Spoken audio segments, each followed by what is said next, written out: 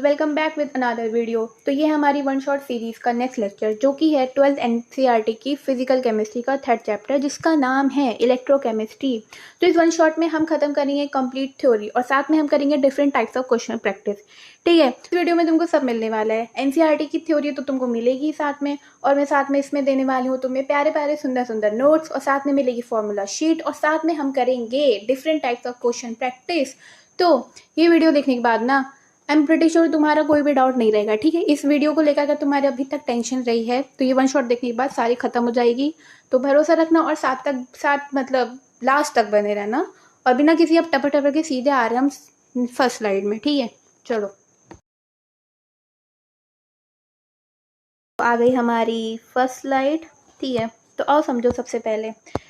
सबसे पहले तो समझो यार कि इलेक्ट्रोकेमिस्ट्री क्या होती है। ठीक है, तो इलेक्ट्रोकेमिस्ट्री क्या होती है? इलेक्ट्रोकेमिस्ट्री में हम क्या करते हैं, हम इलेक्ट्रिकल एंड केमिकल एनर्जी की कन्वर्जन्स करते हैं। कहीं पे केमिकल टू, कहीं पे केमिकल एनर्जी से इलेक्ट्रिकल एनर्जी पे जा रहे होते हैं, और कभी इलेक्ट्रिकल एनर्जी से केमिकल एनर्जी में हमारा कन्वर्जन हो रहा होता है। तो ऑल ओवर हम यही इलेक्ट्रोकेमिस्ट्री चैप्टर में इसी बारे में पढ़ेंगे। ठीक है, तो हमारे पास ना there are two types of cells. हमारे पास दो टाइप के सेल्स होते हैं। पहला कौन सा होता है? इलेक्ट्रोलाइट होता है, और दूसरा नॉन इलेक्ट्रोलाइट। इलेक्ट्रोलाइट क्या होते हैं?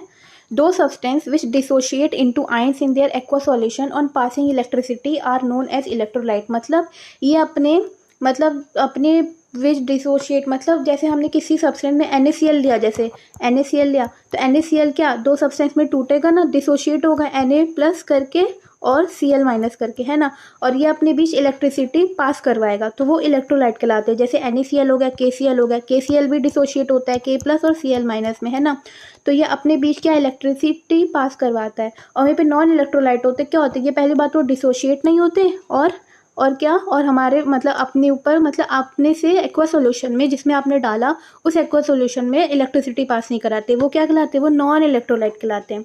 इसके भी एग्जांपल्स याद रखना, क्या शुगर हो गया, यूरिया हो गया, ग्लूकोज आ गया। ठीक है, इलेक्ट्रोलाइट नॉन इलेक्ट्रोलाइट समझ में आ गया। अब देखो नॉन इलेक्ट्रोलाइट ना दो तरह के होते हैं। एक होता है स्ट्रॉन्ग इलेक्ट्रोलाइट और एक होता है वीक इलेक्ट्रोलाइट। स्ट्रॉन्ग इलेक्ट्रोलाइट क्या होता है? विच डिसोशिएट कम्प्लीटली इनटू आयंस। मतलब क्या कि वो अपने आयंस में कंप्लीट डिसोशिएट हो जाते हैं, जैसे HCl, HNO3, H2SO4 एक्सेट्रा। और वहीं पे वीक इलेक्ट्रोलाइट क्या होते हैं? जो कि विच डिसोशिएट पार्शियली। एक तो पूरे 100% होंगे, ठीक है, वो कौन से होते हैं? वो तुम्हारे होते हैं स्ट्रॉन्ग इलेक्ट्रोलाइट में। और वीक इलेक्ट्रोलाइट क्या होते हैं? जो कुछ होंगे, थोड़े थोड़े होंगे। ठीक है, 10 to 20% समझ लो तुम, 10 to 20% डिसोशिएट हो सकते हैं। लिखे ना पार्शियली इंटू आयंस। ये 100% आयंस में टूटेंगे, ये कुछ टूटेंगे। वो कौन से होते हैं? वो होते हैं तुम्हारे NH4OH, CaOH2 का होल ट्वाइस, ठीक है, CH3COH, ठीक है, एसिटिक एसिड हो गया, एक्सेट्रा। तो ये स्लाइड याद रखना यार। देखो इस चैप्टर में ना उतनी थ्योरी ही उतनी ही इंपॉर्टेंट है जितनी इंपॉर्टेंट तुम्हारे न्यूमेरिकल्स हैं। तो ठीक है, तो तुम दोनों को साथ में लेके चलो। मैंने इस पूरी स्लाइड में ना तुमको अपने हाथों से थ्योरी लिख के दी है कि तुम नोट्स बनाने बैठो ना तो बस यही लिख लो। इसके अलावा तुम नहीं लिखने की ज़रूरत ही नहीं है यार, इसी में मैंने सब लिख के दिया है। ठीक है, मतलब मैं क्यों ये फालतू का ये सब लिखती, टाइम वेस्ट करती इसमें। मैं खुद से ना मतलब एक्सप्लेन कर देती, लेकिन मैंने साथ में तुम्हारा नोट्स को ध्यान में रखते हुए भी बताया है कि तुम चाहो तो इसको भी लिख लो तो तुम्हारा काम बन जाएगा। ठीक है, तो थ्योरी को उतनी ही इंपॉर्टेंस देना जितनी तुम न्यूमेरिकल को देते हो। कई दफ़ा ऐसा होता है ना, किसी को थ्योरी बहुत बोरिंग लगती है ना, तो वो न्यूमेरिकल पे फोकस करता है। कोई न्यूमेरिकल बोरिंग लगती है, किसी को नहीं आते तो थ्योरी पे फोकस करते हैं। बट यू हैव टू क्या, तुम्हें दोनों को साथ में लेके चलना है। ठीक है, आई बात समझ में? अब आज हम आगे समझ में इलेक्ट्रोलाइट क्या होते हैं, नॉन इलेक्ट्रोलाइट क्या होते हैं। नॉन इलेक्ट्रोलाइट दो टाइप्स के होते हैं, strong electrolyte, weak electrolyte. Strong electrolyte जो 100% डिसोशिएट होते हैं, और वीक इलेक्ट्रोलाइट जो पार्शियली डिसोशिएट होते हैं। ठीक है, आयंस में इनके एग्जांपल्स याद रखना है। ठीक है, एग्जांपल्स मत भूलना। आ जाओ दूसरी स्लाइड में क्या है। तो on the basis of conductivity हमारे पास तीन तरह के सब्सटेंस होते हैं। कौन कौन से? एक होता है हमारे पास क्या, कंडक्टर। ठीक है, एक होता है हमारे पास कंडक्टर, और दूसरा होता है हमारे पास क्या, इंसुलेटर। ठीक है, और तीसरा हमारे पास क्या होता है, सेमी कंडक्टर। तो ये जो कंडक्टर होते हैं ये क्या करते हैं, ये अपने पास कंप्लीट करंट को पास करवा देते हैं। इंसुलेटर अपने ऊपर करंट पास नहीं कराते, वहीं पे जो सेमी कंडक्टर होते हैं वो कुछ कराते हैं। क्या कुछ मतलब पार्शियली पास कराते हैं। अभी हम कंडक्टर के बारे में पढ़ते हैं यहाँ पे। तो कंडक्टर भी दो टाइप से इनको बांटा गया है। कौन कौन सा? एक मेटेलिक कंडक्टर हो गया, दूसरा क्या है, इलेक्ट्रोलाइटिक कंडक्टर। तो इनमें डिफरेंस देखो, और ये डिफरेंस पूछ लिया जाता है तो इस हिसाब से याद मतलब देखो। ठीक है, समझना। मेटेलिक कंडक्टर क्या होता है? Flow of electricity is due to the flow of electron. इसमें जो इलेक्ट्रिसिटी का फ्लो होता है, ठीक है, वो किसकी वजह से होता है, फ्लो ऑफ इलेक्ट्रॉन, हमारे इलेक्ट्रॉन की वजह से होता है। वहीं पे इलेक्ट्रोलाइटिक में जो इलेक्ट्रिसिटी का फ्लो होता है वो हमारे आयंस की वजह से होता है, ड्यू टू आयंस। आई बात समझ में। इसी वजह से इलेक्ट्रिक मतलब इलेक्ट्रॉन के फ्लो की वजह से इसको इलेक्ट्रिक कंडक्टर के नाम से भी बोलते हैं। कई दफ़ा हो सकता है तुम्हें मेटेलिक कंडक्टर ना बोल के इलेक्ट्रिक कंडक्टर लिख के आ जाए, तो कंफ्यूज मत होना, ठीक है। और इलेक्ट्रोलाइटिक में आयन के फ्लो की वजह से इसको आयनिक कंडक्टर्स बोलते हैं। अब आगे देखो क्या है, flow of electricity takes place without the decomposition of substance. अब देखो मेटेलिक कंडक्टर्स में जो है, अगर हम डिकम्पोजिशन अगर मान लो जस्ट सपोज अगर डिकम्पोजिशन हुई भी तो मेटेलिक कंडक्टर्स में उसके आपस के जो तार होते हैं वो टूट जाएंगे। तो सोचो ना तुम इलेक्ट्रिसिटी कैसे पास होगी, नहीं हो सकती ना। तो इसी वजह से flow of electricity takes place without the decomposition of substance. Metallic conductors में डिकम्पोजिशन नहीं होता। वहीं पे flow of electricity take place by the decomposition of substance, इसमें होता है। क्यों? क्योंकि इलेक्ट्रोलाइटिक कंडक्टर्स है, यहाँ पे फ्लो ऑफ आयंस की वजह से होता है। आगे देखो, the electrical conduction decreases with the increase of temperature. मतलब तुमने टेम्परेचर बढ़ाया, तुम्हारा क्या ये यहाँ पे इसकी क्या यहाँ पे इलेक्ट्रिकल कंडक्शन घटी, मतलब टेम्परेचर वो इन्वर्सली प्रोपोर्शनल होता है क्या, इसकी कंडक्टिविटी के। वहीं पे तुम इसमें आ जाओ, the electrical conduction increases with the increase of temperature. तुमने टेम्परेचर बढ़ाया, तुम्हारी इसकी कंडक्टिविटी भी बढ़ी, ठीक है। ये किस में होता है, ये तुम्हारी इलेक्ट्रोलाइटिक में होता है। वहीं पे मेटेलिक में उल्टा होता है, इन्वर्सली हो जाता है। क्यों होता है वैसे? अच्छा, इसका रीज़न भी बताइए क्यों होता है, कई दफ़ा पूछ लिया तो फिर। तो वो इसलिए होता है क्योंकि बिकॉज कर्नल स्टार्ट वाइब्रेटिंग। अब कंफ्यूज मत हो ना, कर्नल क्या होता है, कर्नल पॉजिटिव होल्स को बोलते हैं, ठीक है। Because kernel start vibrating with produce hindrance in the flow of electron. हमारे जो मतलब जब वो इलेक्ट्रिसिटी फ्लो करती है तो हमारे कर्नल्स वाइब्रेट करने लगते हैं, जिसकी वजह से हिंड्रेंस मतलब रुकावट आती है।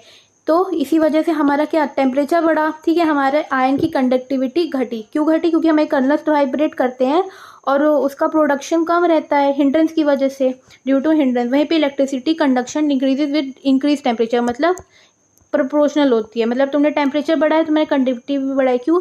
क्योंकि इंक्रीजिंग और टेम्परेचर इंक्रीज इन डिसोसिएशन और decreasing in intro ionic attraction. मतलब तुमने टेम्परेचर बढ़ाया ना, जहाँ तुमने टेम्परेचर बढ़ाया तुम्हारे इलेक्ट्रॉन की प्रोडक्टिविटी भी उतनी ही बढ़ी। इस वजह से बस इतना बेसिक याद रखो, इसका कर्नल्स का याद रखना, क्यों वजह से कर्नल वाइब्रेट होते हैं तो हिंड्रेंस बढ़ता है। वहीं पे तुम टेम्परेचर बढ़ाओगे तुम्हारा क्या, आयंस ज़्यादा प्रोडक्टिविटी से काम करेंगे। अब एक और बात देखो, low as well as high voltage और current can pass through the metallic conductor. मतलब लो कंडक्ट वोल्टेज भी और साथ में तुम्हारे हाई वोल्टेज भी इस मेटेलिक कंडक्टर में पास वो मतलब करंट पास करा सकते हैं। लेकिन यहाँ पे इलेक्ट्रोलाइटिक में क्या फंडा रहता है, इसमें सिर्फ तुम्हारे लो वोल्टेज ही काम कर सकते हैं, हाई वोल्टेज पास नहीं करा सकते। इनके एग्जाम्पल है FeAg AE, ठीक है, इसमें NaCl NaOH एक्सेट्रा। आई बात समझ में, डिफरेंस समझ में आ गया? अगर फिर भी कंफ्यूजन हो रही है तो दोबारा से वीडियो को रिपीट पे देख लेना। आ जाओ, अब इसके ना फैक्टर समझ लो। फैक्टर इन्फ्लुएंसिंग इलेक्ट्रोलाइटिक कंडक्शन, मतलब हमारी इलेक्ट्रोलाइटिक कंडक्शन किस पे डिपेंड करते हैं। पहला क्या है हमारा, पहला नेचर ऑफ इलेक्ट्रोलाइट। मतलब तुम्हारे लार्ज, जितने ज़्यादा तुम्हारे आयंस का नंबर लार्ज होगा तुम्हारी कंडक्टेंस उतनी ही बढ़ेगी, ठीक है। अगला है क्या, नेचर ऑफ सॉल्वेंट। इसमें देखो दी मतलब डिपेंडेंसी पर थोड़ा फोकस रखना, कई दफ़ा MCQs पूछ लेते हैं। क्यों? क्योंकि हम तो पूरा NCERT बेस समझते हैं ना, NCERT बेस आता ही है, तो ये याद रखना, ये कुछ खास है। पर मतलब यार मैं तुम्हें हर बात में यही इंपॉर्टेंट करके बताऊंगी कि मत समझना कि तो सभी इंपॉर्टेंट बता रही हैं, क्योंकि सब पढ़ना है और चैप्टर ही पूरा इंपॉर्टेंट है ना, ठीक है। मेरी भावनाओं को समझो, ज़्यादा बात पकड़ने की ज़रूरत नहीं है तुमको। तो देखो नेचर, तो अगला क्या है हमारा, अगला है हमारा नेचर ऑफ सॉल्वेंट। तो इसमें क्या है, the electrolyte ionize in water but not in organic solvent like benzene, because water is polar where is benzene is non polar. So electrolytic conductance increasing in polar solvent. मतलब तुम्हारा जो electrolytic conductance होता है वो polar solvent में increase करता है, ठीक है, पोलर सॉल्वेंट में, ना कि पोलर सॉल्वेंट होते हैं वाटर, ना कि तुम्हारे नॉन पोलर क्या होते हैं, नॉन पोलर होते हैं लाइक बेंजीन, ठीक है। तो वाटर जैसे सॉल्वेंट्स में तुम्हारा कंडक्टिविटी बढ़ेगी, लेकिन नॉन पोलर जैसे सॉल्वेंट में कंडक्टिविटी नहीं बढ़ेगी, जैसे कि बेंजीन, याद रखना। आ जाओ नेक्स्ट स्लाइड में। अगला क्या टर्म मतलब पॉइंट है हमारे पास, solute solvent attraction solvation on hydration, larger the solvation of ion lesser in conductance. जितनी ज़्यादा तुम्हें सॉल्वेशन का आयन ज़्यादा होंगे उतनी तुम्हारी कंडक्टिविटी कम होगी। तो ये इन्वर्सली कनेक्शन है इधर पे, ठीक है, इन्वर्सली प्रोपोर्शनल। आई बात समझ में, जितने ज़्यादा छोटे आयन की सॉल्वेशन होगी उतनी ज़्यादा तुम्हारी कंडक्टिविटी बढ़ेगी। अब आ जाओ टेम्परेचर पे, as the temperature increases the conductance also increases because the dissociation of electrolytic increases, so number of ion as well as the speed of ion increases. मतलब तुम टेम्परेचर बढ़ाओगे तुम्हारे नंबर ऑफ आयन बढ़ेंगे और उनकी speed भी बढ़ेगी। इसी वजह से क्यों, क्योंकि तुम्हारी कंडक्टिविटी बढ़ेगी। आई बात समझ में। तो टेम्परेचर बढ़ाया, तुम्हारे नंबर ऑफ आयन बढ़े, वहीं पे तुम्हारी कंडक्टिविटी बढ़ गई। तो टेम्परेचर का रोल अच्छा खासा रहता है और टेम्परेचर लेके सवाल पूछा जा सकता है। आ जाओ डाइल्यूशन में, as dilution increases the number of ions of weak electrolyted as well as their speed increases and so conductance also increases. मतलब तुम जितना ज़्यादा वाटर मिलाओगे उतने ज़्यादा तुम्हारे आयन बढ़ेंगे और आयन बढ़ेंगे तुम्हारे weak electrolyte as well as their speed, उनकी स्पीड भी बढ़ेगी और तुम्हारी कंडक्टिविटी भी बढ़ेगी। ठीक है, जितना पानी मिलाया उतनी ज़्यादा कंडक्टिविटी बढ़ी। तो वही डाइल्यूशन के बारे में। अब आ जाओ नेक्स्ट टॉपिक क्या हमारा, सेल। What is cell? तो it is a device which use to convert one form of energy into another form of energy. मतलब तुम्हारे एक फॉर्म की एनर्जी को दूसरी फॉर्म में कन्वर्ट करता है सेल। ठीक है, तुम बायो वाला सेल मत समझना, ठीक है, ये केमिस्ट्री वाला सेल है। तो ये दो टाइप्स के पढ़ने मिलेंगे तुमको, पहला है इलेक्ट्रोकेमिकल सेल और दूसरा इलेक्ट्रोलाइटिक सेल। इलेक्ट्रोकेमिकल सेल में क्या होता है, मतलब ये तुम्हारा केमिकल एनर्जी को इलेक्ट्रिकल एनर्जी में बदलता है और इलेक्ट्रोकेमिकल मतलब इलेक्ट्रोलाइटिक क्या करता है, तुम्हारा इलेक्ट्रिकल एनर्जी को केमिकल में। मतलब यहाँ होता है तुम्हारा C2E और यहाँ होता है तुम्हारा E2C, ठीक है, E2C C2E। अब आ जाओ यहाँ पे तुम्हारा एनोड पॉजिटिव निगेटिव रहता है, कैथोड पॉजिटिव रहता है। यहाँ पे तुम्हारा एनोड पॉजिटिव रहता है, कैथोड नेगेटिव रहता है। Spontaneous relation occur doesn't require external voltage sources. वहीं पे नॉन स्पॉन्टेनियस रिएक्शन अकर्स और रिक्वायर एक्सटर्नल वोल्टेज सोर्सेज। मतलब यहाँ स्पॉन्टेनियस रिलेशन होता है, यहाँ पे नॉन स्पॉन्टेनियस रिएक्शन होता है। ठीक है, यहाँ पे रिएक्शन की स्पेलिंग थोड़ी सुधार लेना। अब देखो यहाँ पे क्या है, कोई भी एक्सटर्नल वोल्टेज सोर्स की ज़रूरत तुम्हें नहीं पड़ने वाली है यहाँ पे, लेकिन तुम्हें एक्सटर्नल वोल्टेज सोर्स की ज़रूरत पड़ेगी। तो इसके लिए तुम वो याद कर सकते हो, क्या बोलते हो उसको, लोन, LOAN, ठीक है। और इसके लिए तुम याद कर सकते हो क्या, पैनिक, ठीक है। और इसका फुल फॉर्म अगर तुम्हें पता है तो मुझे कमेंट सेक्शन में बताना, ठीक है। एक सेकेंड, इसको उठा के इधर लिखते हैं। अच्छा गंदा सा हो गया, चलो छोड़ो, ज़रा साफ सुथरा लिखते हैं। इसके लिए तुम एक शॉर्ट्स बना सकते हो, पैनिक, ठीक है। इसका थोड़ा हिंट दे दूँ मैं, लोन का, तुम पैनिक का तो गैस कर लोगे आई थिंक। लोन का क्या होगा, लेफ्ट में क्या होता है तुम्हारा, लेफ्ट में होता है ऑक्सीडेशन और ये ए से क्या है तुम्हारा एनोड और एन से हो गया नेगेटिव, ठीक है। Left oxidation, anode negative, left में होता है ऑक्सीडेशन। यहाँ पे तुम देख लो ना, यहाँ से समझो, अच्छा सिर्फ एक चीज़ है ना यहाँ पे, क्या ये एनोड हो गया, नेगेटिव हो गया, ये तुम्हारा लेफ्ट में है पूरा, ठीक है। इसी से ये बना है क्या, लोन। तो तुम्हें एक साइड का याद होगा तो तुम दूसरी साइड का तुम्हें याद करने की जरूरत ही नहीं पड़ेगी। तो वही इलेक्ट्रोकेमिकल सेल है, उसी का इस तरह बना रहता है पैनिक। तो आई गेस पैनिक का अगर तुम्हें याद आ रहा है या तुम समझ गए तो कमेंट सेक्शन में मुझे ज़रूर बताना, ठीक है। चलो अब आ जाओ नेक्स्ट स्लाइड में, ठीक है। तो अब देखो सॉल्ट ब्रिज क्या होता है और इसके फंक्शन। पहले सॉल्ट ब्रिज समझते हैं फिर उसके फंक्शन क्या होते हैं। तो देखो सॉल्ट ब्रिज ना दिखने में तुम्हें ऐसा रहेगा, क्या अभी हमने पिछली स्लाइड में तुमने शायद अगर नोटिस किया हो, मैं दिखाती हूँ सॉल्ट ब्रिज आखिर होता क्या है। सॉल्ट ब्रिज है ये तुम्हारा इलेक्ट्रोकेमिकल सेल में, यहाँ होता है सॉल्ट ब्रिज। अब ये क्या करता है, इसके फंक्शन क्या है, होता क्या है, अभी हम समझते हैं, ठीक है। तो इसको ध्यान से समझना, इस पर कई दफ़े MCQs या फिर शॉर्ट क्वेश्चन पूछे जाते हैं। तो यू शेप का ग्लास होता है जो कि क्या बीकर को जोड़ने के काम आता है, दो बीकर को इस तरह से जोड़ता है, इस तरह का एक ग्लास होता है, ठीक है। इसको एक तरफ डिप करते हो और मतलब दोनों तरफ डिप करते हो। एक से फंक्शन क्या है देखो, prevent the passage of one electrolyte into another, it complete the inner cell circuit. पहली बात ये इनर सेल सर्किट का काम करता है। दूसरी बात ये चार्ज को बैलेंस करता है। मतलब जैसे अगर कहीं पर भी जैसे तुम्हारे इस बीकर में पॉजिटिव चार्ज ज़्यादा हो रहा है तो वो नेगेटिव चार्ज भेजिए उसको बैलेंस करेगा। अगर इस बीकर में तुम्हारे नेगेटिव चार्ज ज़्यादा आ रहा है तो वो पॉजिटिव चार्जेस को भेज के वहाँ पे बैलेंस बनाएगा। तो ऑल ओवर ये क्या करता है, तुम्हारा बैलेंस बनाता है, इनर सेल का काम करता है, ठीक है। और दोनों बीकर को कनेक्ट करते हैं, मतलब अगर एक तरफ तुम्हारा ZnSO4 है तो वहाँ ZnSO4 ही रहेगा। अगर दूसरी तरफ तुम्हारा CuSO4 है, कॉपर सल्फेट है, तो वहाँ कॉपर सल्फेट ही रहेगा, ठीक है। तो ये तुम्हारे कई तरह के हो सकते हैं, जैसे कि तुम्हारे हो सकता है KCl, KNO3, K2SO4 इन अगर अगर फॉर्म, ठीक है।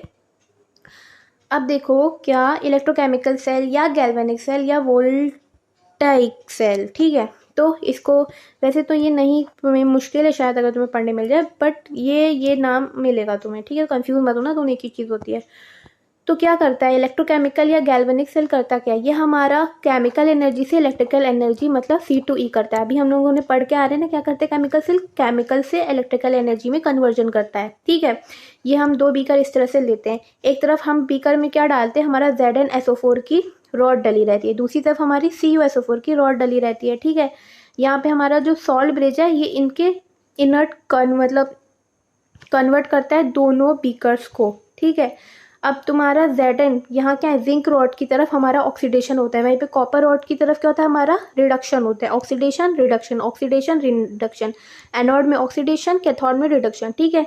यहाँ पे तुम्हारे नेगेटिव चार्ज, यहाँ पे तुम्हारा पॉजिटिव चार्ज, ठीक है। ये तुम्हारी ऑल ओवर क्या है, सेल रिएक्शन है, ठीक है। इसका मैंने अभी तुमको एक ट्रिक बताई थी ना, कौन सी थी वो ट्रिक, LON के लोन करके ना, मतलब लेफ्ट में क्या, लेफ्ट में हो रहा है तुम्हारा ऑक्सीडेशन, है ना, यहाँ हो रहा है ऑक्सीडेशन जो कि है एनोड, और एनोड पे होता है तुम्हारा नेगेटिव चार्ज। तो इससे तुम बहुत इजीली याद कर सकते हो, ठीक है। अब तुमने एक तरफ का तुमने याद कर लिया तो तुम्हारा कैथोड का अपने आप याद हो जाएगा, ठीक है। और इन दोनों को कनेक्ट कौन करता है, वोल्ट मीटर या अमीटर, वोल्ट मीटर या अमीटर, आई बस समझ में, ठीक है। आगे चलें, चलो। अब हाँ, ये तुम्हारी वही सेल रिएक्शन है। अगर तुम ऑक्सीडेशन की तरफ देखोगे तो Zn2+ 2 इलेक्ट्रॉन लेके निकल जाएगा, और रिडक्शन Cu2S मतलब Cu2+ 2 इलेक्ट्रॉन लेके कॉपर में बदल जाएगा। ये तुम्हारी सेल रिएक्शन की, ये सेल ओवरऑल सेल रिएक्शन निकलती है, ठीक है। आगे तुम अभी क्वेश्चन करोगे तो तुम्हें और क्लियर है, मतलब अगर कंफ्यूज हो रहे हो तो क्लैरिटी आ जाएगी, परेशान मत होना, ठीक है। अब देखो इलेक्ट्रोड पोटेंशियल क्या होता है, द टेंडेंसी मतलब किसी इलेक्ट्रॉन को गेन करने का मतलब गेन करने की या फिर लूज करने की जो टेंडेंसी होती है, जो कैपेसिटी होती है, उसको हम इलेक्ट्रोड पोटेंशियल कहते हैं। मतलब तुम्हारा इलेक्ट्रॉन निकल रहा है या तुम्हारा इलेक्ट्रॉन आ रहा है, इसकी जो कैपेसिटी होती है लेने देने की, उसको हम इलेक्ट्रोड पोटेंशियल कहते हैं। ये दो तरह के होते हैं, कौन कौन से, एक होता है ऑक्सीडेशन और एक होता है तुम्हारा रिडक्शन, ठीक है। यहाँ पे हमारा रिडक्शन कुछ गलत लिख गया, इरेज हो जाता शायद, इसको सही से कर लेते हैं हम कुछ इस तरह से, एक सेकेंड, फिर गंदा लिख गया, ठीक है। तो ये दो तरह के होते हैं, कौन कौन से आपके होते हैं, oxidation potential, second one is reduction potential. यहाँ क्या होता है, यहाँ पे तुम्हारा इलेक्ट्रॉन लूज करने की टेंडेंसी होती है, रिडक्शन में तुम्हारा इलेक्ट्रॉन गेन करने की। मतलब तुम याद रखो, ऑक्सीडेशन में क्या होता है तुम्हारा, हम इलेक्ट्रॉन लूज करते हैं, और वहीं पे तुम्हारा रिडक्शन में क्या होता है, हम वहाँ पे गेन करते हैं। तो ये चीज़ याद रख लो और ये चीज़ को छाप लो, ठीक है। याद रखना, बहुत दफ़ा हम कंफ्यूज, रिडक्शन ऐसा लगता है जैसे हम इलेक्ट्रॉन लूज कर रहे हैं, ऑक्सीडेशन को पढ़ के लगता है हम गेन कर रहे हैं, बट यहाँ ऑपोजिट होता है, ठीक है, याद रखना, ठीक है। तो हमारा नेक्स्ट पॉइंट क्या है, हमारा नेक्स्ट पॉइंट है स्टैंडर्ड हाइड्रोजन इलेक्ट्रोड, SHE, ठीक है। तुम्हें SHE पढ़ने मिल जाएगा तो कंफ्यूज मत होना, वो स्टैंडर्ड हाइड्रोजन इलेक्ट्रोड होता है, ठीक है। अब एक बात समझो, एक बात याद रखना, तो हमारा जो IUPAC होता है उसने इसको स्टैंडर्ड हाइड्रोजन इलेक्ट्रोड को ही स्टैंडर्ड पोटेंशियल इलेक्ट्रोड बोला है, ठीक है, मतलब निर्धारित किया है। आई बात समझिए। तो बैक टू द पॉइंट क्या था हमारा, device which is use to blah blah blah, फलाना ठिकाने से मत समझो, मैं जो बता रही हूँ वो समझो। क्या, जैसे तुम्हारा कोई हाइड्रोजन है, ठीक है, हाइड्रोजन की रिडक्शन पोटेंशियल मान लो 0 है, अगर 0 से कोई ज़्यादा है मतलब कोई प्लस में वैल्यू है, तो इसका मतलब है क्या कि वो हाइड्रोजन से कम रिएक्टिव है। और अगर किसी की वैल्यू हाइड्रोजन से कम है मतलब नेगेटिव में जा रही है, तो इसका मतलब ये है कि वो हाइड्रोजन से ज़्यादा रिएक्टिव है। वहीं पे तुम इसका ऑपोजिट मान लो कि जैसे तुम्हारा, आ जाओ सीधे स्लाइड पे दिखाते हैं, ये क्या है, ये तुम्हारी इलेक्ट्रोकेमिकल सीरीज है। तो यहाँ पे देखो तुम्हारा हाइड्रोजन का जो पोटेंशियल है वो क्या है, 0.0 वोल्ट, ठीक है।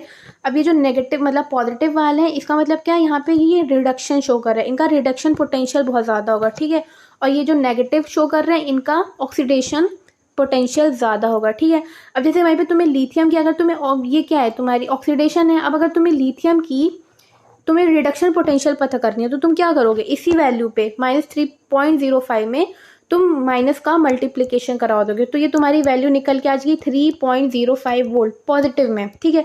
तो यही तुम्हारी क्या आ जाएगी, तुम्हारी रिडक्शन पोटेंशियल निकल आएगी लिथियम की। आई बात समझ में।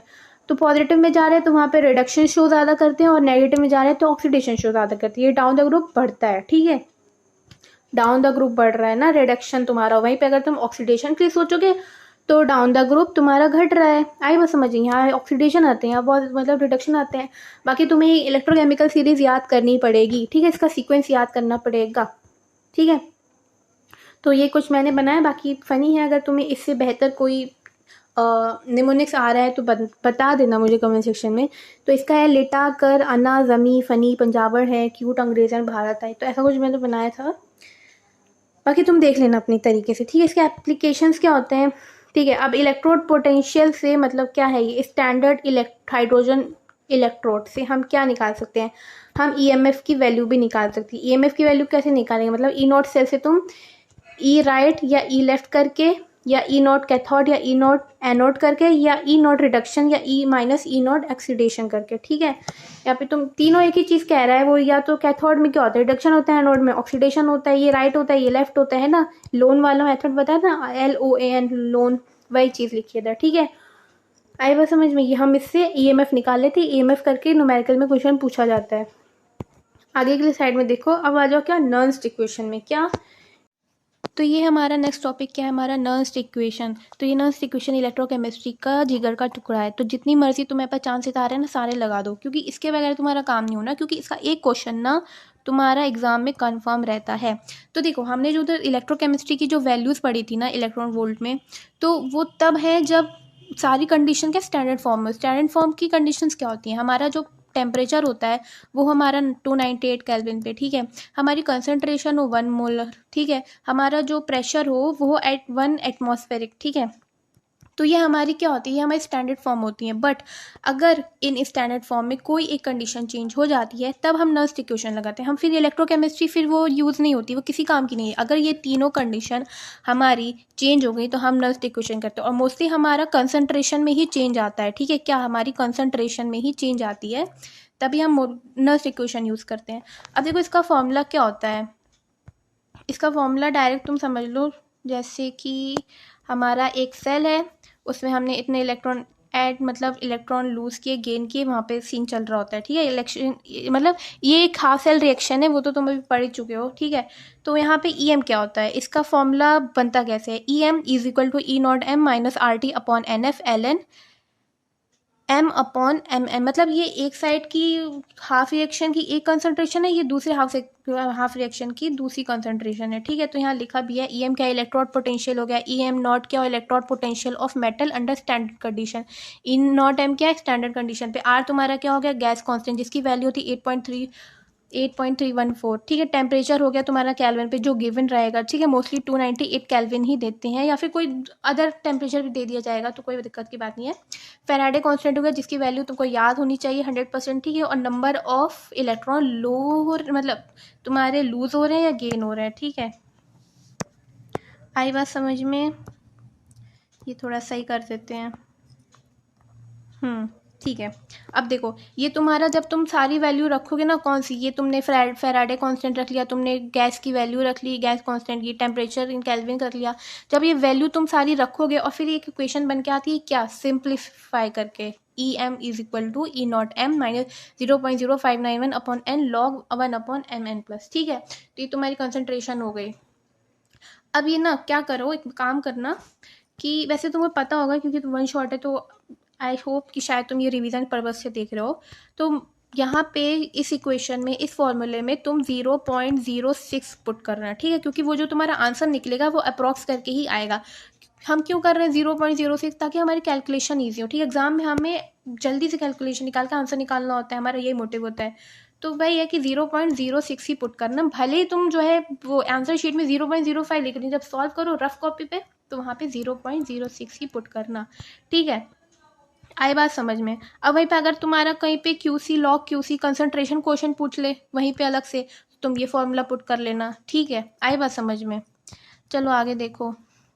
अब कहीं पे अगर तुम्हारा कई दफ़ा तुम्हें क्वेश्चन न्यूमेरिकल में ना कंडीशन दी जाएगी, कौन सी? तुम्हारा एट इक्विलिब्रियम कांस्टेंट, मतलब ई सेल तुम्हारा जीरो होगा, कहीं पे भी लिख के आ जाए एट इक्विलिब्रियम, ठीक है, तो इसका मतलब होता है तुम्हारा ई सेल होता है वो जीरो होता है, ठीक है, और तुम्हारा टेम्परेचर होगा 298 केल्विन।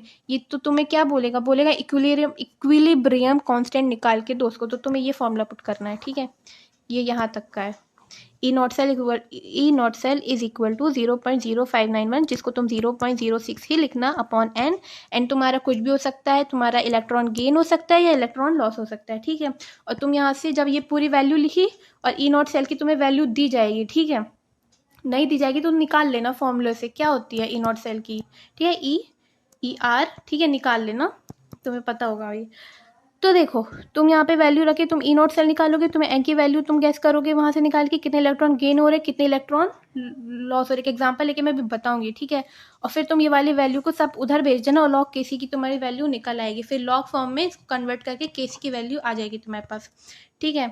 और हो सकता है तुम्हें क्वेश्चन में लॉग की वैल्यू भी दी जाए, क्योंकि मोस्टली देते हैं, ठीक है। अब वहीं पे अगर तुम्हें उसके बाद कहीं पे कोई क्वेश्चन ना जाए, स्टैंडर्ड गिव्स एनर्जी या max power done by cell पूछ ले, या तो तुम्हें ऐसे मुंह फाड़ के बोल दिया जाएगा कि स्टैंडर्ड गिव्स एनर्जी निकाल के बताओ, या फिर दूसरी घुमाने के तौर पे तुमको बोल दिया जाएगा maximum work done by cell, ठीक है। इन दोनों चीज़ों को दिमाग में रखना, कंफ्यूज मत होना। ये आ जाए तो तुम्हें ये फॉर्मूला पुट करके डायरेक्ट आंसर निकाल लेना। ये आंसर क्या है? स्टैंडर्ड गिव्स एनर्जी का क्या है? Minus n F E not cell. E not cell की वैल्यू तुम खुद निकालोगे, फैराडे कांस्टेंट की वैल्यू तुमको पता होनी चाहिए, और एन कैसे निकालोगे? इलेक्ट्रॉन गेन कितने हो रहे हैं, इलेक्ट्रॉन लॉस कितने हो रहे हैं, उसको गैस करके तुम एन की वैल्यू निकाल लोगे, ठीक है। इसी पे क्वेश्चन लिया है कैलकुलेट, ठीक है। तो अब एक क्वेश्चन देखो, क्वेश्चन क्या है, ये क्वेश्चन है तुम्हारा, calculate the EMF of following cell at 298 kelvin, ठीक है। ये तुम्हारी कंसंट्रेशन मैग्नीशियम की दे दी, कॉपर की दे दी, और तुम्हें रिडक्शन और ऑक्सीडेशन की वैल्यूज़ दे दी गई, ठीक है। अब सबसे पहले तुम्हें ईएमएफ निकालना है, ईएमएफ का फॉर्मूला पता होना चाहिए, क्या होता है ईएमएफ का फॉर्मूला है ये। अब इस पे देखो तुम्हें चाहिए क्या क्या, ईएमएफ निकालने के लिए, ई सेल निकालने के लिए तुम्हें ई नॉट सेल की वैल्यू पता होनी चाहिए, तुम नंबर ऑफ इलेक्ट्रॉन पता होने चाहिए, और इनकी कंसंट्रेशन, ऑक्सीडेशन और रिडक्शन की कंसंट्रेशन पता होनी चाहिए। तुम्हें कंसंट्रेशन दी जाएगी, तुम्हें ये एन कैलकुलेट करना होगा, और ई नॉट सेल, पहले हम ई नॉट सेल निकालेंगे। तो ई नॉट सेल क्या होता है? E not cell is equal to E naught right minus E naught left. Right की तरफ क्या है तुम्हारा? राइट की तरफ है ये, और लेफ्ट की तरफ है ये, ठीक है। राइट वाली वैल्यू 0.34 तुमने ये पुट करी, बीच में माइनस रखा, इसकी वैल्यू आ रही है -2.37 वोल्ट, ठीक है। इसको वैल्यू पुट करी, इसे माइनस माइनस प्लस हो गया, और तुम्हारी वैल्यू निकल के आ गई क्या? ई नॉट सेल की 2.71 वोल्ट, ये तुम्हारी ई नॉट सेल। अब ई नॉट सेल को जब तुम यहाँ पे पुट कर, अब तुम्हें एन कैलकुलेट करना है। अब देखो नंबर ऑफ इलेक्ट्रॉन जितने गेन हो रहे हैं उतने ही, मतलब देखो ना, मतलब 2 यहाँ से भी जा रहा है, यहाँ से भी 2 पे जा रहा है, तो जितने इलेक्ट्रॉन गेन हो रहे हैं उतने इलेक्ट्रॉन लॉस हो रहे हैं, तो तुम्हारी एन की वैल्यू यहाँ पे 2 निकल आई। अब कई दफ़ा किसी क्वेश्चन में हो सकते हैं कहीं 2 हो, कहीं 3 हो, ठीक है, कहीं 3 हो, कहीं 2, ऐसे कोई भी मतलब सेम मतलब इलेक्ट्रॉन नहीं निकल के आ रहे हो, तो तुमको क्या करना है, उसको सेम करने के लिए, जैसे 2 और 3, मतलब इलेक्ट्रॉन गेन की वैल्यू आ रही है 2, इलेक्ट्रॉन लॉस की वैल्यू आ रही है 3, तो उसमें तुमको यहाँ पे 3 और यहाँ पे 2 को मल्टीप्लाई करके दोनों की वैल्यू एग्जैक्ट सेम लानी होगी, जो कि आएगी 6, और तुम्हारी एन की वैल्यू 6 आ जाएगी, ठीक है। मोस्टली केसेस में तुम्हें 2, 3 का ही देखने मिलेगा, और नहीं भी देखने मिले, कुछ और आ गया तो तुम अपना देख लेना, दोनों को सेम आनी चाहिए, तुम्हारी एन की वैल्यू निकल आएगी। यहाँ पे तो तुम्हें अच्छी बात है, तुम्हें सीधे दोनों की सेम आ रही है तो कोई दिक्कत नहीं है, तुम्हारी एन की वैल्यू 2 आ गई, ठीक है। अब तुमने सारी वैल्यूज आ गई, तुम्हें पता है कंसंट्रेशन मैग्नीशियम का क्या है, मैग्नीशियम की ये दी गई है, कॉपर की ये दी गई है, तो इसको तुम 0.01 को तुम जब 0.1 इसको जब सिंप्लीफाई करोगे तो 10 की पावर -3 आ जाएगी, और इसकी आ जाएगी 10 की पावर -4, ठीक है। अब इसे कंसंट्रेशन टर्म्स को पुट करोगे, और इसको पूरा मतलब यहाँ से 1/10 आ जाएगा जब इसको कैलकुलेट करोगे, ठीक है। ये इन्वर्स में चला जाएगा। ये सब पूरा कैलकुलेट करने के बाद तुम्हारी वैल्यू ये 0.02955 आ जाएगी, तो इसको इससे माइनस करोगे 2.68 वोल्ट तुम्हारा आंसर आ जाएगा ई सेल का। यही तुम्हारा क्या है? ये तुम्हारा ईएमएफ वैल्यू, ठीक है। अगला क्वेश्चन देखो चल के। नेक्स्ट क्वेश्चन क्या है तुम्हारा? नेक्स्ट क्वेश्चन है calculate standard gives face energy change for the given reaction, ठीक है। मतलब तुम्हें गिव्स एनर्जी पूछी है, चेंज उसका गिव्स एनर्जी ही पूछी है, तुम्हें ऐसे भी लिख के दे दिया जाएगा, तो कंफ्यूज मत होना, ठीक है। तुम्हें एक इक्वेशन दे दी गई है जिंक और कॉपर के साथ की, तुम्हें ई नॉट सेल दे दी गया है। अब तुम्हें पता है ना गिब्स फेज एनर्जी का गिब्स एनर्जी का फॉर्मूला क्या होता है, स्टैंडर्ड गिब्स एनर्जी का ये होता है delta G naught minus n F E not cell, ठीक है। जहाँ पे तुम्हें ई नॉट तुम्हें परोसा पराया सा दे दिया गया है 1.1 वोल्ट, ठीक है। एफ की वैल्यू तुम्हें पता है 96500, ठीक है। एन की वैल्यू तुम गेस करोगे, यहाँ से 2 इलेक्ट्रॉन ऐसे, यहाँ से 2 इलेक्ट्रॉन ऐसे, तो दोनों में जा रहा है, तो एन की वैल्यू 2 हो गए। लॉस ऑफ गेन, लॉस और गेन के जो इलेक्ट्रॉन है वो सेम है, जो कि एन की वैल्यू आ रही है 2 तुम्हारी, ठीक है। तुमने सारी वैल्यूज यहाँ पे पुट करी, इसके बाद इनको मल्टीप्लिकेशन करके तुम्हारी वैल्यू आ गई गिब्स एनर्जी की। आ गई बात समझ में, कर लिया। इस दोनों की गिब्स एनर्जी की तो बहुत सिंपल है, और इसके भी इंपॉर्टेंट है, या तो नॉन इक्वेशन से दे दिया या तो गिब्स से दे दिया, एक ही टॉपिक के अंदर आता है, ठीक है। अब आगे आओ अगला टॉपिक क्या है हमारा, अगला है हमारा कंडक्टेंस ऑफ इलेक्ट्रोलाइटिक सॉल्यूशन, ठीक है। कंडक्टेंस ऑफ इलेक्ट्रोलाइटिक सॉल्यूशन, इसका फर्स्ट टॉपिक आता है क्या, रेसिस्टेंस, ठीक है। अब रेसिस्टेंस समझो, रेसिस्टेंस का मतलब देखो, पहले डेफिनेशन पढ़ लो जो लिखी है मैंने, इट इज़ द, हो सकता है एग्जाम में आ जाए, ठीक है। तो मेरे हिसाब से तुमको सबको ध्यान में, सबको इंपॉर्टेंट समझ के पढ़ना चाहिए। अब देखो रेसिस्टेंस का मतलब क्या होता है, पहले डेफिनेशन समझ लो। It is a obstruction to the flow of electric current through the conductor. It is directly proportional to length, ठीक है, डायरेक्टली प्रोपोर्शनल टू लेंथ, और inversely proportional to area. Directly proportional, यहाँ पे इनवर्सली आएगा, एक second इसको सही कर लेते हैं। ये है हमारा यहाँ पे इनवर्सली, ठीक है, ये inversely proportional to area of cross section, ये इनवर्सली प्रोपोर्शनल है, ठीक है, दिख रहा होगा। तो वही है, मतलब तुम्हारा रेसिस्टेंस समझो, रेसिस्टेंस मतलब रुकावट, तुम्हारे इलेक्ट्रॉन के फ्लो में अगर कोई रुकावट पैदा कर रहा है तो वो है तुम्हारा रेसिस्टेंस, ठीक है। रेसिस्टेंस तुम्हारा इनवर्सली प्रोपोर्शनल होता है एरिया के, और डायरेक्ट प्रोपोर्शनल होता है लेंथ के, ठीक है। और जैसे तुमने यहाँ पे क्या, ये तुम्हारा रो हट, मतलब प्रोपोर्शनलिटी हटी, तो तुम्हारा ये कांस्टेंट आएगा, जिसको कहते हैं रो। और रो क्या कहलाती है, तुम्हारी रेसिस्टिविटी कहलाती है, या फिर बोलते हैं इसको स्पेसिफिक रेसिस्टेंस, ठीक है। अब रेसिस्टेंस का जो यूनिट होता है वो ओम होता है, या ओम, और रेसिस्टिविटी का क्या होता है, ओम मीटर, ठीक है, याद रखना। अब जो कंडक्टेंस में, कंडक्टेंस क्या होता है, जैसे यहाँ रेसिस्टेंस क्या करती है, रेसिस्टेंस तुम्हारी रुकावट पैदा करती है, करंट के फ्लो में तुम्हारी रुकावट पैदा करती है, ठीक है। वहीं पे कंडक्टेंस क्या करता है, तुम्हारे करंट के फ्लो में आसानी पैदा करता है। इन दोनों चीज़ को ऐसे समझो, वहीं पे देखो ये आसानी पैदा करेगा तो ये रुकावट पैदा करेगा, कंडक्टेंस यही कहलाता है। इनवर्स ऑफ रेसिस्टेंस मतलब ये उल्टा होता है रेसिस्टेंस का, तो इसको जी से डिनोट करते हैं, ठीक है। जी इज इक्वल टू 1/r, ठीक है। आर की वैल्यू तुम पुट करोगे 1/रो, A/L आ जाएगा। वहीं पे 1/रो क्या होता है, कापा, इसको कापा कहते हैं, ठीक है। ये कांस्टेंट आ गया इसका, तुम्हारी इसकी यूनिट होती है ओम इनवर्स, या मोह, या साइमन।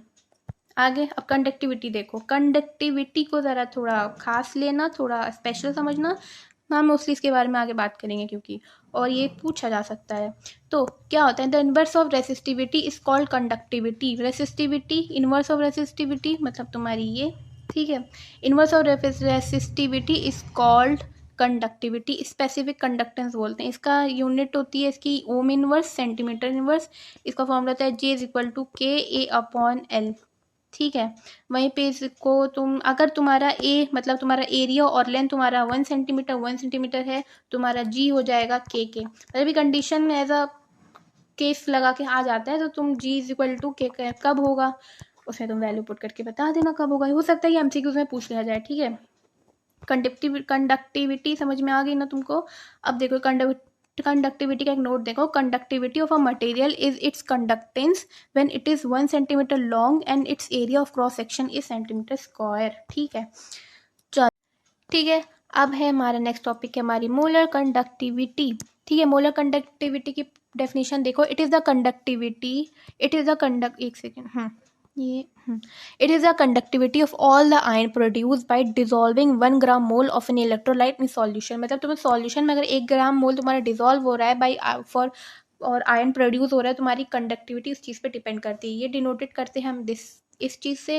इसका फॉर्मूला क्या होता है, molar conductivity is equal to kappa into V. V हो जाएगा 1000 कंसनट्रेशन, जो कि तुम्हारी मोलैरिटी होती है। और तुम अगर जब तुम्हारा न्यूमेरिकल पूछा जाएगा कि मोलर कंडक्टिविटी निकाल के दो, तो तुम अरे जो सवाल हल करोगे ना वो तुम इस मतलब इस फॉर्मूले पे करोगे, ये तुम्हारा फाइनल फॉर्मूला निकल के आता है। इसकी यूनिट ज़रूर से याद रखना, तुम्हारी होती है ohm inverse centimetre square mole inverse, या फिर ये हो सकती है। ठीक है, आई बात समझ में? ये नोट है, इसको समझ लेना। ये सेल कांस्टेंट होता है एल अपॉन ए जी स्टार, जी स्टार क्या कहलाएगा? तुम्हारा सेल कांस्टेंट कहलाता है। ठीक है, अब आ जाओ, ये क्वेश्चन है। ठीक है, तो अब ये अगला क्वेश्चन देख लो। मुझे एनसीईआरटी का तो लगा कि आ सकता है, ऐसे क्वेश्चन बन सकता है। ठीक है, भले ही वो एमसीक्यूज हो या तुम्हारा थ्योरी बेस हो। तो देखो क्वेश्चन क्या है तुम्हारा, discuss the variation of conductivity and molar conductivity with concentration. मतलब कंसंट्रेशन के टर्म में तुम्हारी कंडक्टिविटी और मोलर कंडक्टिविटी को डिस्कस करो, या उसको बताओ या एक्सप्लेन करो। ठीक है, तो देखो होता क्या है, in case of strong electrolyte the molar conductivity increases slightly with dilution as mobility of ion increases. in case of weak electrolyte, देखो strong electrolyte में तुम्हारी जो डाइल्यूशन के साथ कंडक्टिविटी बढ़ेगी, वो बढ़ेगी ज़रूर बढ़ेगी, लेकिन स्लाइटली, बहुत एकदम से नहीं बढ़ेगी, कुछ बढ़ेगी, मतलब मीडियम रेंज पे वो बढ़ती जाएगी। और उसी केस में अगर हम दूसरे द अदर हैंड देखें, वीक इलेक्ट्रोलाइट को लेके देखें, तो जो आयोनाइजेशन इंक्रीज विद डाइल्यूशन, ठीक है, तुम्हारी आयोनाइजेशन बढ़ेगी डाइल्यूशन के साथ, और तुम्हारा एक लार्ज इंक्रीज देखने मिलेगा किसमें, तुम्हारा मोलर कंडक्टिविटी विद डाइल्यूशन के साथ। किसके साथ लेके? वीक इलेक्ट्रोलाइट के साथ। अभी नहीं समझ में आएगा तो देखो थोड़ा इजी कर देती हूँ मैं, कहाँ बताऊँ, यहाँ देखो। अच्छा देखो, अब पहले ना ग्राफ समझते हैं, ग्राफ क्योंकि फिजिकल केमिस्ट्री की तो जान होती है। तो देखो यहाँ पे ये क्या है तुम्हारा, सी एसिटिक एसिड है, ये क्या है तुम्हारी इस वीक इलेक्ट्रोलाइट है, केसीएल क्या है तुम्हारा स्ट्रॉन्ग इलेक्ट्रोलाइट है। अब तुम देखो कंसंट्रेशन और मोलर कंडक्टिविटी के टर्म में देखो, तुम्हारा ये जो केसीएल है वो इतना लार्ज इंक्रीज नहीं देखने को मिला, मतलब मीडियम फेज में बढ़ रहा है वो। और अभी तुम कंसंट्रेशन और मोलर कंडक्टिविटी में जब तुम वीक इलेक्ट्रोलाइट डालोगे तो तुम्हारा ये कितना लार्ज इंक्रीज देखने मिल रहा है। तो वही ये चीज़ है कि तुम्हारा स्ट्रॉन्ग इलेक्ट्रोलाइट और वीक इलेक्ट्रोलाइट पे डिपेंड करता है। ठीक है, वहीं पे डाइल्यूशन पे भी डिपेंड। अब देखो डाइल्यूशन और कंसंट्रेशन को तो पता है ना, एक चीज़ मैं इधर बताती हूँ, कहाँ बताऊँ, हाँ इधर चलो, यहाँ देखते हैं। जब तुम्हारी मोलर कंडक्टिविटी कब बढ़ेगी, किस कंडीशन पे बढ़ेगी? जब तुम्हारा डाइल्यूशन बढ़ेगा, डाइल्यूशन बढ़ा, तुम्हारी कंसंट्रेशन घटी। ठीक है, और वहीं पे तुम्हारी कापा कब बढ़ेगा? अगर कापा बढ़ा तो तुम्हारा डाइल्यूशन बढ़ेगा और तुम्हारा कंसंट्रेशन बढ़ेगा, नहीं कंसंट्रेशन बढ़ेगा इधर पे। एक सेकेंड, गलत हो गया, फिर से बताती हूँ, मैं खुद कंफ्यूज हो गई अभी। देखो तुम्हारी मोलर कंडक्टिविटी तभी बढ़ेगी जब तुम डाइल्यूशन बढ़ाओगे। ठीक है, और डाइल्यूशन बढ़ाओगे तो तुम्हारी कंसंट्रेशन घट जाएगी। और वहीं पे जब तुम कापा तुम्हारा बढ़ेगा, कापा तुम्हारा कब बढ़ेगा? जब तुम्हारी डाइल्यूशन घटेगी, मतलब डिक्रीज होगी। अरे यार क्या हो रहा है, एक सेकेंड पेशेंस रखो मेरे साथ। ठीक है, मुझे पता है उसकी कमी है, लेकिन फिर भी रखो। तो देखो तुम्हारा जब कापा बढ़ाओगे तुम्हारा डाइल्यूशन घटना चाहिए और तुम्हारी कंसंट्रेशन अपने आप बढ़ जाएगी। ठीक है, कंसंट्रेशन और डाइल्यूशन होता क्या है? डाइल्यूशन की क्या चीज़ होती है, मतलब कंसंट्रेशन तो किसी चीज़ में गाढ़ापन है ना, कोई तुम्हारा लिक्विड है उसका गाढ़ापन कंसंट्रेशन कहलाता है। और डाइल्यूशन तुम इसी चीज़ में पानी मिला रहे हो, तुम कंसंट्रेशन को कम कर रहे हो। गाढ़ापन कम पानी मिलाओगे तो गाढ़ापन तो तुम्हारा कम होगा ना। किसी बीकर पे सोच के देखो, गाढ़ापन है, तुमने पानी मिलाया तो डाइल्यूशन बढ़ाई, कंसंट्रेशन कम हो जाएगी। वही है, डाइल्यूशन मतलब पानी बढ़ा दिया, और कंसंट्रेशन मतलब गाढ़ापन, वही चीज़ है। ठीक है, ग्राफ बता दिया मैंने, ये बता दिया। अब ये देखो conductivity is conductance between two opposite faces of 1 centimetre cube on dilution, number ion per centimetre decreases, therefore conductivity decreases. ठीक है, बता दें कंडक्टिविटी कैसे डिक्रीज होती है। अब देखो अगला क्या है, limiting molar conductivity. When concentration approaches zero the molar conductivity is known as limiting molar conductivity. जब तुम्हारी कंसंट्रेशन ना जीरो जाती है तो तुम्हारी मोलर कंडक्टिविटी क्या कहलाती है? तुम्हारी मोलर कंडक्टिविटी उसी टर्म पे कहलाएगी लिमिटिंग मोलर कंडक्टिविटी। ठीक है, ये टर्म याद रखना। अब आगे आओ, चलो अब आ जाओ नए टॉपिक पे, जो कि क्या कहलाता है तुम्हारा, ये कहलाता है कॉल राउश लॉ। कॉल रॉश जो भी कहना चाहो कह सकते हो। इसमें भी चांद सितारे लगा लो, क्वेश्चन बनते हैं। थोड़ा सुंदर बनाऊंगी मैं इसको, थोड़ा सा प्यारा सा। चलो बन गया ना सुंदर। चलो अब देखो कॉल रॉश लॉ क्या होता है, इसकी डेफिनेशन पढ़ लेते हैं। ठीक है, Limiting molar conductivity is an electrolyte is the sum of individual contribution of anion and cation of electrolyte. तुम्हारे इलेक्ट्रोलाइट के जो दो अनायन और कटाइन के टर्म होते हैं उसकी कंट्रीब्यूशन से तुम्हारा लिमिटिंग मोलर कंडक्टिविटी बनती है। जैसे हमें किसी ए और बी की लिमिटिंग मोलर कंडक्टिविटी निकालनी है तो हम उसके अनायन लेंगे और कटाइन लेंगे, ठीक है। उसी को हम कोलरॉश लॉ कहलाते हैं और ये इसकी टर्म है ये कोलरॉश लॉ की, जो कि तुम्हें यहाँ दिख रही होगी, ठीक है, ये आ गई। अब वहीं पे ये बताया मोलर कंडक्टिविटी ए कटायन ए अनायन की limiting molar conductivity of cation limiting molar conductivity of अनायन, ये तुम्हें टर्म भी बता दी मैंने। कोलरॉश लॉ अगर पूछ ले व्हाट इज कोलरॉश लॉ आ जाता है 2-3, मतलब नंबर में अगर तुम इसी कोलरॉश लॉ पहुंचे तो तुम्हें यहाँ से लेके यहाँ तक की बस इतनी थोड़ी झोंक देनी है, ठीक है। क्वेश्चन आ गए तो क्वेश्चन बन जाएंगे, बना लेना, ठीक है। अब एप्लीकेशन क्या होती है, इसी से हम इसकी molar limiting molar conductivity calculate करते हैं। इसकी एप्लीकेशन देख लो। Calculation of limiting molar conductivity of weak electrolyte, calculate the degree of dissociation, degree of, ठीक है। सबसे पहले क्या करना है, डिग्री ऑफ डिसोसिएशन, फिर degree of constant weak electrolyte, ठीक है। इसका फॉर्मूला याद कर लो, ठीक है। डायरेक्ट क्वेश्चन आएगा तो डायरेक्ट वो फॉर्मूला रख के सिर्फ तुम्हें सॉल्व करना है, ठीक है। वहीं पे ये क्या है तुम्हारा, ये चीज़ है तुम्हारी मोलर कंडक्टिविटी और ये चीज़ है limiting molar conductivity. Molar conductivity में या तो ये नॉर्मली ऐसे लिख दिया जाएगा, यहाँ पे ऊपर कंसंट्रेशन का मार्क होगा, और लिमिटिंग में ऐसा रहेगा, तो कंफ्यूज मत होना, ठीक है। आगे अब देखो calculation of dissociation constant of weak electrolyte. अगर वीक इलेक्ट्रोलाइट की डिसोसिएशन पूछ ली तो क्या करोगे तुम, तो तुम्हें ये फॉर्मूला याद होना चाहिए, dissociation constant Kc is equal to C alpha square upon 1 minus alpha square, जहाँ पे सी तुम्हारा हो गया क्या कंसंट्रेशन और अल्फा हो गया डिग्री ऑफ डिसोसिएशन। आई बात समझ में, तुम्हारा कोलरॉश लॉ पूरा हो गया। ये इसके एप्लीकेशन है, एप्लीकेशन पे क्वेश्चंस बनते हैं, ठीक है। इस पे नहीं बनेंगे, इस पे अगर आएगा ना तुम्हारा कोलरॉश लॉ पे तो वो सिर्फ थ्योरी बेस आएगा, तुमसे कुछ नंबरों पे बस इतना पूछ लेंगे, ठीक है। और एप्लीकेशन पे आएगा तो वो तुम्हारा न्यूमेरिकल बेस होगा, तो तुम्हें या फिर डिग्री ऑफ डिसोसिएशन पूछ लेगा या फिर ठीक है वीक इलेक्ट्रोलाइट का पूछ लेगा। ये दोनों फॉर्मूले तुमको याद होने चाहिए। अब आगे देखो, तो चलो समझो फेराडेज लॉ के बारे में, ठीक है। फेराडे ने 2 लॉ दिए थे, फर्स्ट लॉ है, मैं यहाँ लिखना भूल गई थी तो अभी मैंने यहाँ पे सही किया फर्स्ट लॉ, ठीक है। तो ये फर्स्ट लॉ है, सेकंड लॉ नेक्स्ट स्लाइड में। फर्स्ट लॉ समझो होता क्या है, तो देखो पहले समझो जैसे कोई खेत है, ठीक है। उस खेत में हम पानी डाल रहे हैं तो वो खेत कितना भरेगा, कितना ज़्यादा भरेगा, ये बात पे डिपेंड करेगा ना कि हम उसमें कितना पानी डालते हैं, और पानी उस बात पे डिपेंड करेगा कितनी ज़्यादा बिजली हमें मिल रही है, और बिजली से ही तो पानी डालेंगे हम उसमें, है ना। ज़मीन से पानी निकाल के उस पर डालेंगे, वो बिजली पे डिपेंड करता है। अब लाइट नहीं आएगी तो हम पानी नहीं डाल पाएंगे, पानी नहीं डाल पाएंगे तो हमारा खेत उतना नहीं भर पाएगा। उसी तरह यहाँ पे है the mass of substance deposit और liberated at any electrode during electrolysis is directly proportional to the amount of charge pass।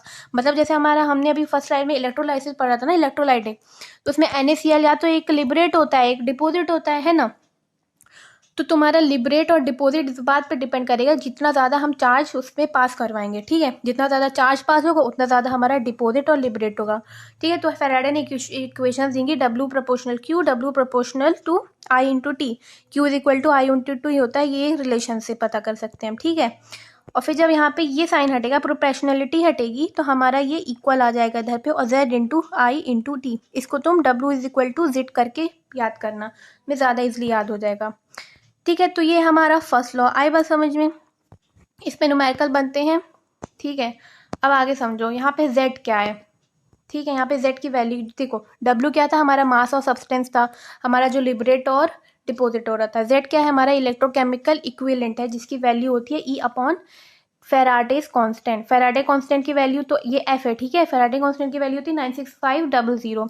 E यहाँ पे है एक मोलर मास अपॉन N, ठीक है। E is equal to molar mass upon N, तो तुम्हें Z की वैल्यू कैलकुलेट करनी पड़ेगी। I हमारा करंट और T हमारा टाइम होता है इधर, ठीक है।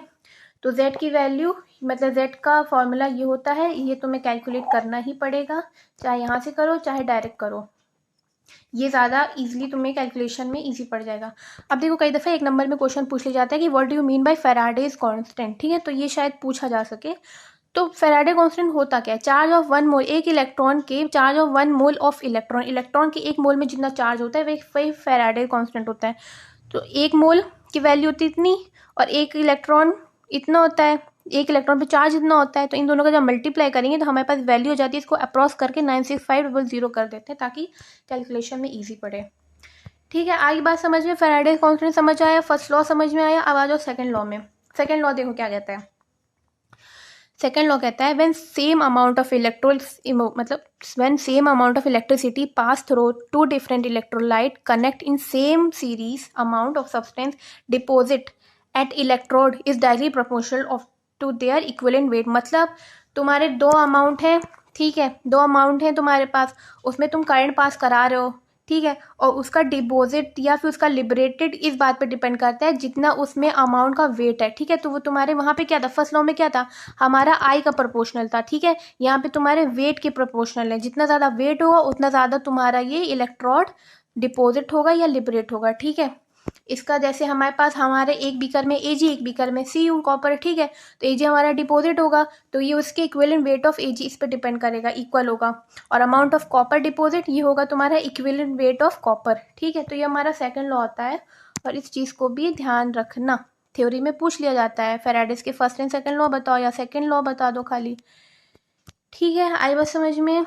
चलो एक क्वेश्चन देख लो इसी पे, फैराडेस लॉ के ऊपर। मैंने लास्ट में भी क्वेश्चन लिए हैं और बीच बीच में भी टॉपिक, क्योंकि अगर तुम थ्योरी के बाद सीधे उसके न्यूमेरिकल हल कर लेते हो ना, तुम्हारे दिमाग में बहुत जल्दी बैठ जाता है, इसलिए मैं बीच बीच में भी न्यूमेरिकल डाल देती हूँ, ठीक है। अब देखो क्वेश्चन समझो ये वाला कौन सा है। A solution of CuSO4 is electrolysed for 10 minute with a current of 1.5 ampere, ठीक है। What is the mass of copper deposit of cathode, ठीक है। मतलब क्या, एक सॉल्यूशन है हमारे CuSO4, उसमें हमने 10 मिनट के लिए 1.5 एम्पियर करंट उसमें पास करवाया, तो कॉपर का डिपॉजिट मास पूछ रहा है कैथोड के ऊपर, कॉपर कैथोड में तो जाएगा। अब अकॉर्डिंग टू रिएक्शन समझो, कैथोड की रिएक्शन है ना, डिपॉजिट हो रही है, तो तुम रिएक्शन ईजिली बना लोगे, ठीक है। ये इलेक्ट्रॉन है, तो ये तुम्हारी रिएक्शन तुमने लिख ली। अब तुम्हें फैराडेस का फर्स्ट लॉ का फॉर्मूला पता है ना, W is equal to Z, ठीक है। अब जेड में जेड की वैल्यू तुम्हें पता है, molar mass upon N into Faraday's constant, I into T. तुम्हें आई पता है 1.5 एम्पियर, टाइम पता है 10 मिनट, 10 को तुम क्या 1.5 है ना, 10 को तुम 10 इंटू 60 करोगे तो यहाँ पे 600 बन जाएगा इधर, ठीक है। और क्या चीज़ है, और तुम्हें कॉपर का मोलर मास पता होना चाहिए, जो कि तुम्हें पता है मोलर मास CuSO4 का, ठीक है। कॉपर का डिपॉजिट ऑफ एट कैथोड, और तुम्हें एन है, एन फैक्टर निकालो, या 2 इलेक्ट्रॉन हो रहे हैं यहाँ पे, तो ये एन की वैल्यू आ जाएगी 2, और फैराडे कांस्टेंट तुम्हें वैसे ही पता है 9650। तो इसको जब तुम इस वैल्यू में पुट करोगे पूरे फॉर्मूले में, तो तुम्हें ये कैलकुलेशन करके तुम्हारी वैल्यू अप्रॉक्स हो जाएगी क्या, 0.2938, जिसको तुम 0.2 मतलब नहीं, एक सेकेंड, 0.3 ऐसे भी लिख सकते हो, ठीक है, कोई हर्ज नहीं है, बल्कि लिख देते हैं क्योंकि नोट्स तो तुम बाद में रिवाइज करोगे ही, है ना, तो तुम इसको ऐसे कर सकती हो 0.3 ग्राम। चलो आगे आ जाओ अब नेक्स्ट स्लाइड में देखो, ठीक है। तो हाँ चलो अब देखो, अब नेक्स्ट टॉपिक क्या है तुम्हारा, बैटरीज का, ठीक है। ये लास्ट टॉपिक है चैप्टर का, तो ध्यान से समझना। बैटरीज पे इस टॉपिक से थ्योरी वाले क्वेश्चंस बनते हैं, ठीक है। तो देखो बैटरीज तो पता है सोर्स ऑफ एनर्जी होती है हमारी बैटरी, ठीक है, जो हमारा भला चाहती है और हमें एनर्जी देती है, वो होती है बैटरीज। अब देखो बैटरीज ना दो तरह की होती है, एक होती है प्राइमरी बैटरीज और दूसरी होती है सेकेंडरी बैटरीज। तो प्राइमरी बैटरीज होती क्या है, जो पहले आई, है ना, मतलब तुम ऐसे समझो कि इनका जो पीरियड होता है वो बहुत कम रहता है, use over a period of time battery becomes dead and can't be release. मतलब तुमने यूज़ ऑन थ्रो वाली चीज़ होती है प्राइमरी बैटरीज में, तुमने यूज़ किया कुछ टाइम के लिए चली, उसके बाद थ्रो कर दो, उसके बाद ये रिचार्जेबल नहीं होती, तो यूज़ करा थ्रो करा, ऐसा सीन रहता है इसका। तो उसमें से एक एग्जांपल आता है ड्राई सेल, ठीक है। और ड्राई सेल का क्या सीन है, this cell consist as zinc and zinc rod act as anode and cathode is carbon rod which is surrounded by powered MnO2, ठीक है। इसकी रिएक्शन है, ये इसकी रिएक्शन है कैथोड एनोड की, ठीक है। इस सेल का जो पोटेंशियल होता है 1.5, जैसे तुमने देखी होगी ना, किसमें बताऊँ मैं, एक सेकेंड एग्जाम्पल क्या लूँ इसका, हाँ जैसे टीवी है ना तुम्हारी, टीवी का जो रिमोट रहता है, जैसे तुम जब खरीदते हो स्टार्टिंग में तो तुम कहीं कहीं से भी, जैसे सोफे के नीचे से बैठ के नीचे से कहीं से भी रिमोट चलाओगे उसके सामने, टीवी के ही सामने, तो तुम्हारी टीवी फट्टे से उसको पकड़ लेगी और जो तुम चाहते हो इंस्ट्रक्शन दे रहे हो उसको वो फॉलो करेगी। लेकिन जहाँ कुछ टाइम हुआ तो तुम उसको पटक पटक के उस रिमोट की हालत दुर्दशा बना देते हो उस रिमोट की, है ना, है ना। तो वो ड्राई सेल होता है। क्या होता है वो ड्राई सेल होता है? क्योंकि वो उसका जो सेल होता है वो धीरे धीरे एक टाइम के बाद उसकी वो पावर जो होती है वो बहुत कम हो जाती है, उसका पोटेंशियल गिरता जाता है। तो इसकी स्टार्टिंग में तो 1 वोल्ट रहती है, बहुत अमेजिंग चलता है वो, उसके बाद एकदम घटिया। फिर तुम उसको रिचार्जेबल नहीं कर सकते, बस उसको थ्रो करना जानते हो, ठीक है। तो उसका यूज़ हमारा रिमोट वगैरह में होता है। तो रिमोट टीवी सबसे बेस्ट एग्जाम्पल दी जो तुम ड्राई सेल के कभी भूलोगे नहीं, ठीक है, क्योंकि डेली बेसिस पे तुम करते हो ये, ठीक है। आई बात समझ में? प्राइमरी सेल का एग्जाम्पल ड्राई सेल। अब आ जाओ अगला क्या है, अब आ जाओ मर्क्यूरी सेल। मर्क्यूरी सेल एक तो हमने पढ़ा था ड्राई सेल के बारे में। अब मर्क्यूरी सेल कौन से होते हैं? मर्क्यूरी सेल ड्राई सेल से थोड़े बेटर होते हैं। कैसे? क्योंकि इनका जो पोटेंशियल होता है वो 1.35 वोल्ट रहता है। कैसे? इनका यूज़ रहता है हमारा घड़ियों में, ठीक है। यहाँ पे एग्जाम्पल दिया तो था, हाँ ये है। तो घड़ियों में हो गया, टॉयज़ में हो गया, एक्सेट्रा वगैरह। तो मतलब इनका this is suitable for low current devices, मतलब इन्हें ज़्यादा करंट यूज़ नहीं होना पड़ता। वॉच देख रहे हो, मतलब अच्छा खासा टाइम चल जाता है वॉइस का, वॉचेस का, और टॉयज़ भी चल जाते हैं। तो मर्क्यूरी सेल तुम्हारे आते हैं दूसरे कैटेगरी में, लेकिन है ये प्राइमरी सेल के ही, ठीक है। लेकिन ये जो है ड्राई सेल से बेटर होते हैं, थोड़ा ये लंबे चलते हैं, वही सब लिखा है यहाँ पे। द कठोर द पेस्ट ऑफ मर्क्यूरी वगैरह वगैरह, इसके बारे में इसकी इक्वेशंस हैं दोनों, ठीक है। और the potential of mercury cell is approximately 1.35 volt, it remains constant as the overall cell reaches ion are involve in solution, इसलिए ये लार्जर होते हैं किससे? ड्राई सेल से, ठीक है। सेकेंडरी सेल से नहीं, सेकेंडरी सेल प्राइमरी सेल से बेटर होती है, ठीक है। अब आ जाओ सेकेंडरी बैटरीज के बारे में, ठीक है। तुम सेकेंडरी बैटरीज देखो, पहले समझो इसका होता क्या। A secondary cell after use can be recharge by passing current it in opposite direction, मतलब तुम इसको रिचार्ज कर सकते हो। तुमने एक टाइम के लिए यूज़ किया, इसकी बैटरी लो हो गई, तुमने रिचार्ज कर दी। एक एग्जाम्पल है, तुम्हारे पास तुम्हारा मोबाइल फ़ोन हो गया, तुम्हारा लैपटॉप हो गया, ठीक है, और तुम्हारी कोई तुम्हारी एयरपॉड हो गया, मतलब ठीक है, कुछ भी हो सकता है, ठीक है। तो यहीं पे लीड स्टोरेज बैटरी, निकल कैडमियम बैटरी, ठीक है, लिथियम आयन बैटरी, ये सेकेंडरी बैटरीज में आते हैं। ये रिचार्जेबल होते हैं और ये बहुत अच्छे होते हैं सेकेंडरी बैटरी, मतलब प्राइमरी बैटरी से। इसका एग्जाम, ठीक है।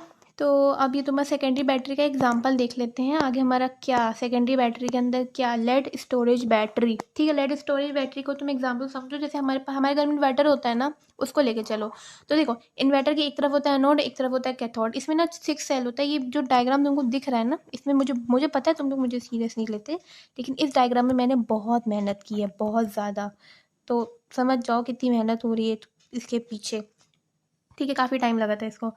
तो देखो, जैसे लेड स्टोरेज बैटरी, जैसे तुम्हारे घर में इन्वर्टर है तो एक तरफ उसके होता है एनोड, एक तरफ होता है कैथोड। तो एक होता है लेड, एक बैटरी, एक सेल होता है इसमें लेड, और एक सेल होता है इसमें लेड ऑक्साइड। ऐसे तो यहाँ पे 6 बनने, लेकिन शायद मैंने गलती से यहाँ पे 5 ही बना दी, यहाँ पे 6 होते हैं। ये हो गया जैसे लेड वाले, और ये होते हैं लेड ऑक्साइड वाले, ठीक है। ऐसे 6 हैं यहाँ पे।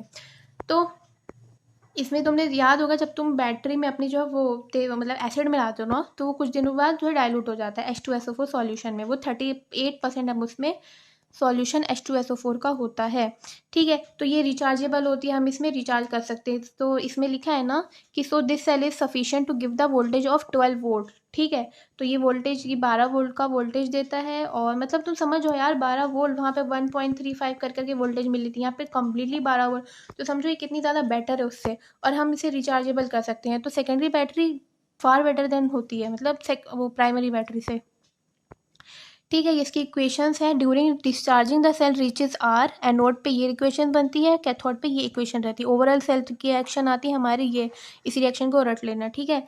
अब है during charging current is pass through the terminal from external source, the reactions are reverse, मतलब चार्जिंग के दौरान तुम्हारी ये जो रिएक्शंस है ये रिवर्स हो जाती है, मतलब कैथोड में एनोड वाली, एनोड में कैथोड वाली, ठीक है, ये रिवर्स हो जाती हैं। इनका यूज़ रहता है क्या, ऑटोमोबाइल में, पावर इन्वर्टर्स में, ठीक है। ये पावर इन्वर्टर का ही जो है एग्जाम्पल तुम समझ लो। अंदर उसके सब ना यही सब खिचड़ी बन रही होती है, ठीक है, इन्वर्टर के अंदर। भाई इसमें सच में बहुत मेहनत लगी इन डायग्राम से, क्योंकि ये मैंने कहीं से छापा नहीं था। ऐसे तो कॉपी पेस्ट मार देती हूँ, लेकिन यहाँ मैंने एक एक लाइन 10 घंटे से मैं सीधी करने में लगी हुई थी, ठीक है। आ जाओ, अब नेक्स्ट क्या है हमारा, फ्यूल सेल। फ्यूल सेल मतलब हमारा फ्यूचर। हमारे जो परिवहन मंत्री हैं नितिन गडकरी, कुछ ऐसे नाम है, नितिन जी, हाँ।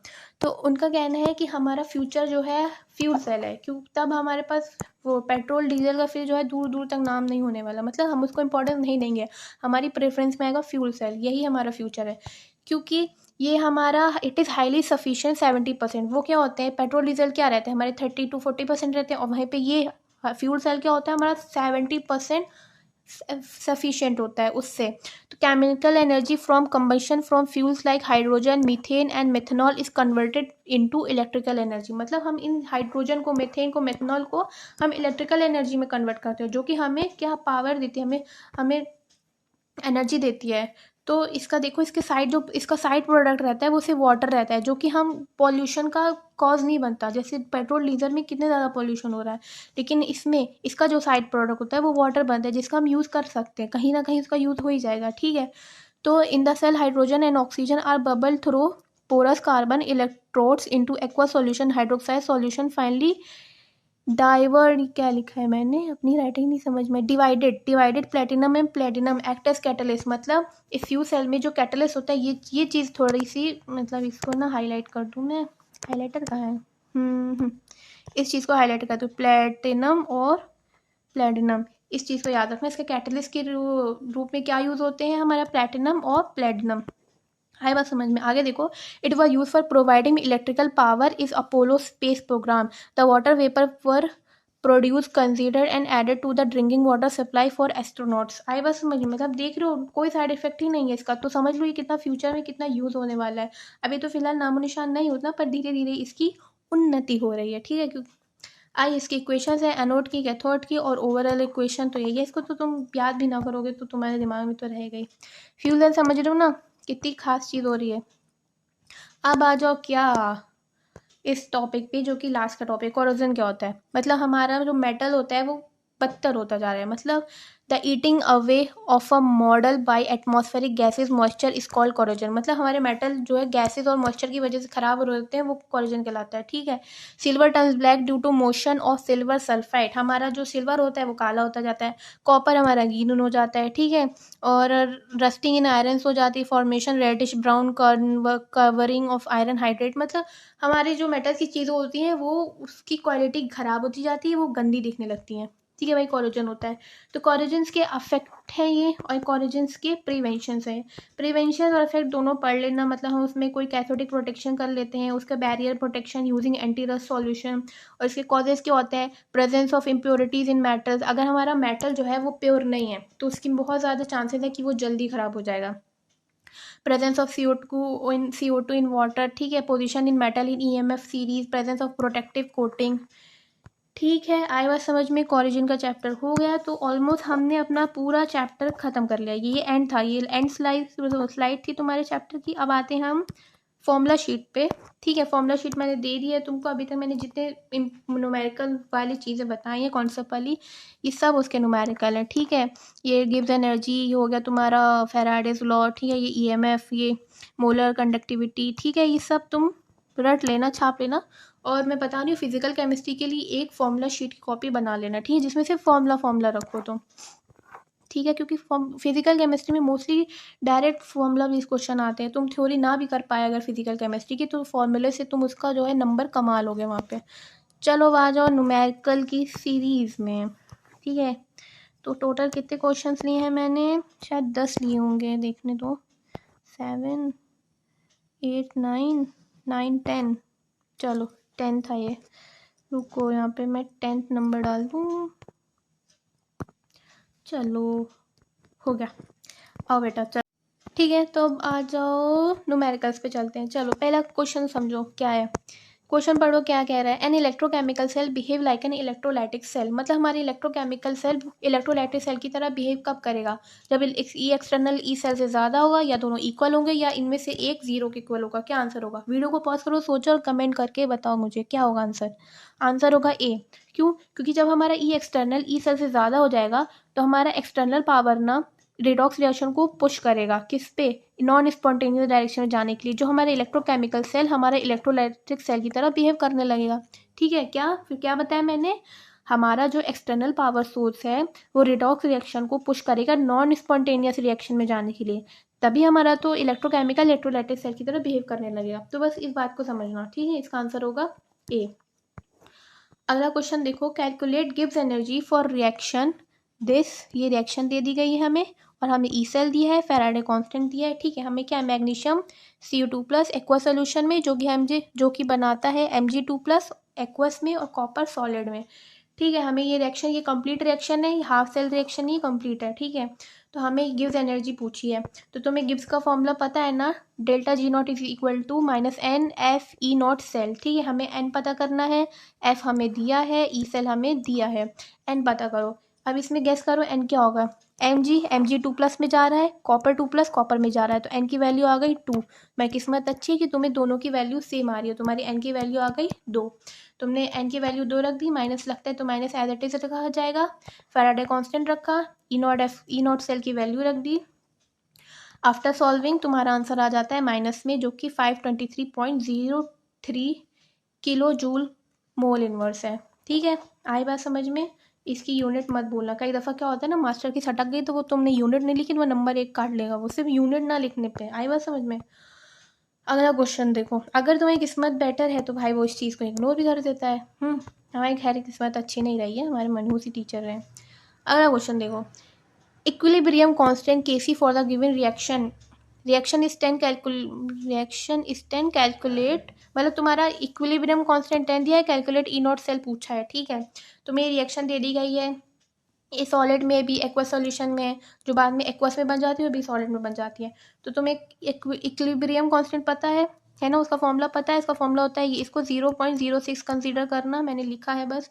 n की वैल्यू देख लो, ये इस पे जा रहा है क्या 2+ में, ये 2+ से सॉलिड में जा रहा है, तो n की वैल्यू आ जाएगी यहाँ पे 2, ठीक है।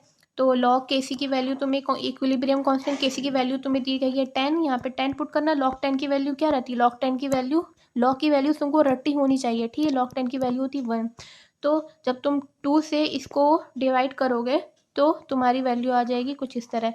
अब देखो, अब यहाँ पे अगर तुम 1 सेकेंड 0.06 करके 2 से डिवाइड करते तो 0.0 क्या आता, 3 आता, और यहाँ पे अप्रॉक्स 3 ही तो बन रहा है। अगर तुम देखोगे तो तुम्हें जो है MCQs में 0.03 करके आंसर दे दिया जाएगा। तो चाहे तुम 0.06 लो, चाहे तुम 0.059 लो, कोई फ़र्क नहीं पड़ता है, ठीक है। अप्रॉक्स में आंसर आएगा ही, MCQs दे रहे हो तो अप्रॉक्स में 0.03 करके आ सकता है, ठीक है। तुम्हारा ये क्वेश्चन हो गया। आगे चलो। अरे ये क्या हुआ, 1 सेकेंड। चलो, इसका आंसर है ये। चलो, तुम्हारे लोगों के लिए सजा रही हूँ मैं नोट्स, ठीक है। चलो अगला क्वेश्चन देखो, क्या है ये। द स्टैंडर्ड इलेक्ट्रोड, 1 सेकेंड, हाँ। The standard electrode potential E0 for Daniell cell is 1.1 volt, calculate give delta G0 for the reaction, ठीक है। तुम्हें ई सेल दे दिया गया है, तुम्हें और डेल्टा G0 निकालना है, बस वही सेम, ये तो सेम क्वेश्चन ले लिया मैंने, कोई बात नहीं। n की वैल्यू देखो, Zn से Zn2+ में, कॉपर 2+ से कॉपर में जा रहा है, n की वैल्यू आ जाएगी तुम्हारे पास 2, फैराडे कांस्टेंट रखो, E0 सेल की वैल्यू 1.1 वोल्ट है वो रखो, तुम्हारे पास तुम्हारी वैल्यू निकल के आ जाएगी, ठीक है। इसी तरह के इजी क्वेश्चंस आते हैं, कोई ऊपर से थोड़ी, आसमान से थोड़ी टपकते हैं। चलो अगला क्वेश्चन देखो, calculate the max work and log Kc for the given reaction, तुम्हारा मैक्सिमम वर्क पूछ रहा है, ठीक है। मैक्सिमम वर्क एक इस पे आ सकता है, तुम्हें टेम्परेचर दे दिया गया है, ठीक है, और इक्वेशंस दे दी गई, निकल का और Ag का तुम्हें इलेक्ट्रोड पोटेंशियल बता दिया गया, फैराडे कांस्टेंट तुम्हें पता ही है, और इसकी जगह और करके इस तरह भी दे दिया जाए तुम्हें, या तो इक्वेशंस ऐसे फुल सेल की लिख के दे दी जाए, या तुम्हें ऐसे इक्वेशंस लिख के दीजिए, तुम्हें सेल रिएक्शन खुद बनानी पड़ेगी। क्या कह रहा है, calculate the equilibrium constant at 25 Celsius, how much max work by be obtain by observation of this cell, ठीक है। मैक्सिमम वर्क पूछ रहा है, तो तुम्हें क्या पता करना है, तुम्हें लॉग Kc पता करना है, ठीक है। चलो आओ देखो, निकल का पता है, Ag का पता है, सबसे पहले E0 सेल निकालोगे। E0 सेल क्या होता है, लेफ्ट इनटू राइट, या फिर रिडक्शन माइनस ऑक्सीडेशन, रिडक्शन वाली वैल्यू पुट करोगे तुम ये, ऑक्सीडेशन वाली वैल्यू करोगे, ये पुट करोगे, बीच में माइनस आता है, माइनस माइनस हो गया प्लस हो गया, तुम्हारी ई नॉट सेल की वैल्यू आ गई 1.05। ई नॉट सेल मतलब ई नॉट सेल मिल गया। अब हमें क्या पता करना है, क्या पता करना है हमको बताओ। पहले तो हम मैक्सिमम वर्क पता करेंगे। पहले उसने मैक्सिमम वर्क पता पूछना, देखो ना यार यहाँ क्या पूछ रहा है, यहाँ पूछ रहा है मैक्सिमम वर्क एंड लॉग के सी। मैक्सिमम वर्क क्या होता है, डेल्टा जी नोट, और लॉग के सी क्या होता है, इक्विलिब्रियम कांस्टेंट होता है। सबसे पहले मैक्सिमम वर्क पता कर लो। एन की वैल्यू तुम्हें पता ही है 2 आ रही है, ठीक है। ई नॉट से अभी निकाला, तुम्हारा यहाँ से आ गया क्या, डेल्टा जी नॉट निकल के आ जाएगा। अब तुम्हें क्या लॉग के सी निकालना है। लॉग के सी का फॉर्मूला होता है ये, ठीक है। जब तुम्हारी वैल्यूज़ क्या रहती है, इक्विलिब्रियम में रहती है, तो तुम्हारा यहाँ पे जो ई सेल बनेगा वो अपने आप 0 पे आ जाता है, ठीक है। तुम्हारा 0 आ गया। ई सेल मतलब E not cell, sorry E not cell equilibrium stand मतलब कंडीशन में 0 आता है। तुमने यहाँ पे वैल्यू सारी रखी, लॉग के सी को इधर रखा, बाकी सारी वैल्यूज़ इधर आ गई। 1.05 अभी निकाल के आ रहे हो, एन की वैल्यू 2 है, और 0.06 ये आ गया इधर। लॉग के सी के वैल्यू को पुट करोगे, लॉग के सी आ गया 35.53। और क्वेश्चन में एग्जाम में तुम्हें लॉग के सी की अगर लॉग ऐसे एंटी लॉग करके आ जाएगा, तुम्हें इसकी वैल्यू दी जाएगी क्वेश्चन के नीचे, तो वहाँ से पुट करके के सी की वैल्यू निकाल लेना। अगला क्वेश्चन देखो, write the cell reaction and EMF of the cell. ठीक है, ये है इम्पॉर्टेंट, इसको यहाँ पे मार्क कर लो, ठीक है। तुम्हें दे दी गई है क्या, सेल रिएक्शन, इसकी कंसंट्रेशन दे दी गई, इसके क्या पोटेंशियल दे दी है तुमको, तुम्हें पूछ लिया है क्या, ईएमएफ पूछ लिया है। सेल रिएक्शन पहले लिख लो, कॉपर की, एजी की, इनकी कंप्लीट सेल रिएक्शन रखी तुमने। ई सेल का फॉर्मूला निकालो, ई सेल का फॉर्मूला मतलब लिखो। तुमने ई सेल का फॉर्मूला लिखा, अभी तुमने रट्टा मार के आए होगे, आई होप। तुमने ई नॉट सेल तुम्हें दिया ही हुआ है, मतलब दिया नहीं हुआ है तो निकालना पड़ेगा। यहाँ से यहाँ ई नॉट सेल की वैल्यू निकालो, ठीक है। लेफ्ट माइनस राइट करके तुम ई नॉट सेल निकाल लोगे, ठीक है। 0.059, एन की वैल्यू 2 आ रही है, देखो यहाँ से कॉपर 2 प्लस में जा रहा है, एजी 2 प्लस एजी में जा रहा है, एन की वैल्यू 2 आ गई। तुम्हें यहाँ कंसनट्रेशन दे दी गई है, वो लिख लो। अब देखो एक बात समझना, प्रोडक्ट अपॉन रिएक्टेंट। अब रिएक्टेंट में स्क्वायर क्यों लगाया अपने, स्क्वायर इसलिए लगाया क्योंकि ये तो प्रोडक्ट था, है ना। इसकी कंसंट्रेशन आ रही है 1 मोलर, ये रिएक्टेंट है, और रिएक्टेंट में हमने 2 मोल है, तो इसलिए 2 मोल क्या है, 2 मोल है तो स्क्वायर पे लग जाएगा वो, इसलिए हमने यहाँ पे स्क्वायर लगाया।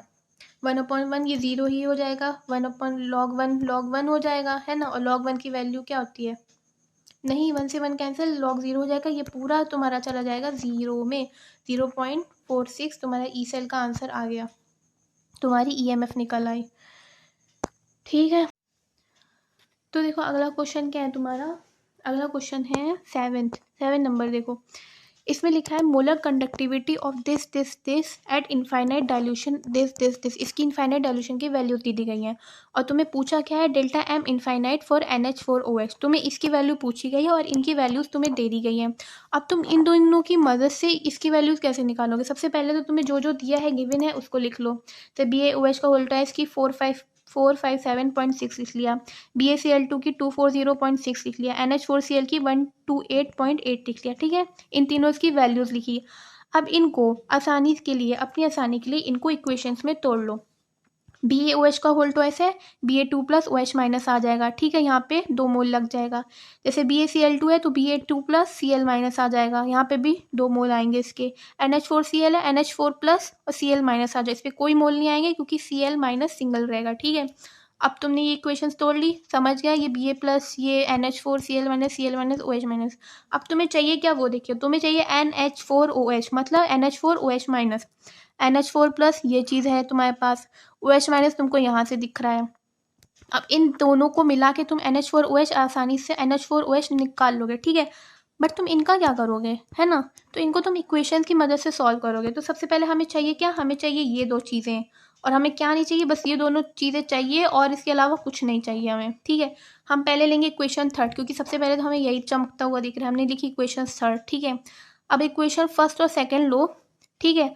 फर्स्ट और सेकेंड के लिए OH माइनस को तुम सबसे पहले सेकेंड इक्वेशन लो, फर्स्ट इक्वेशन लो।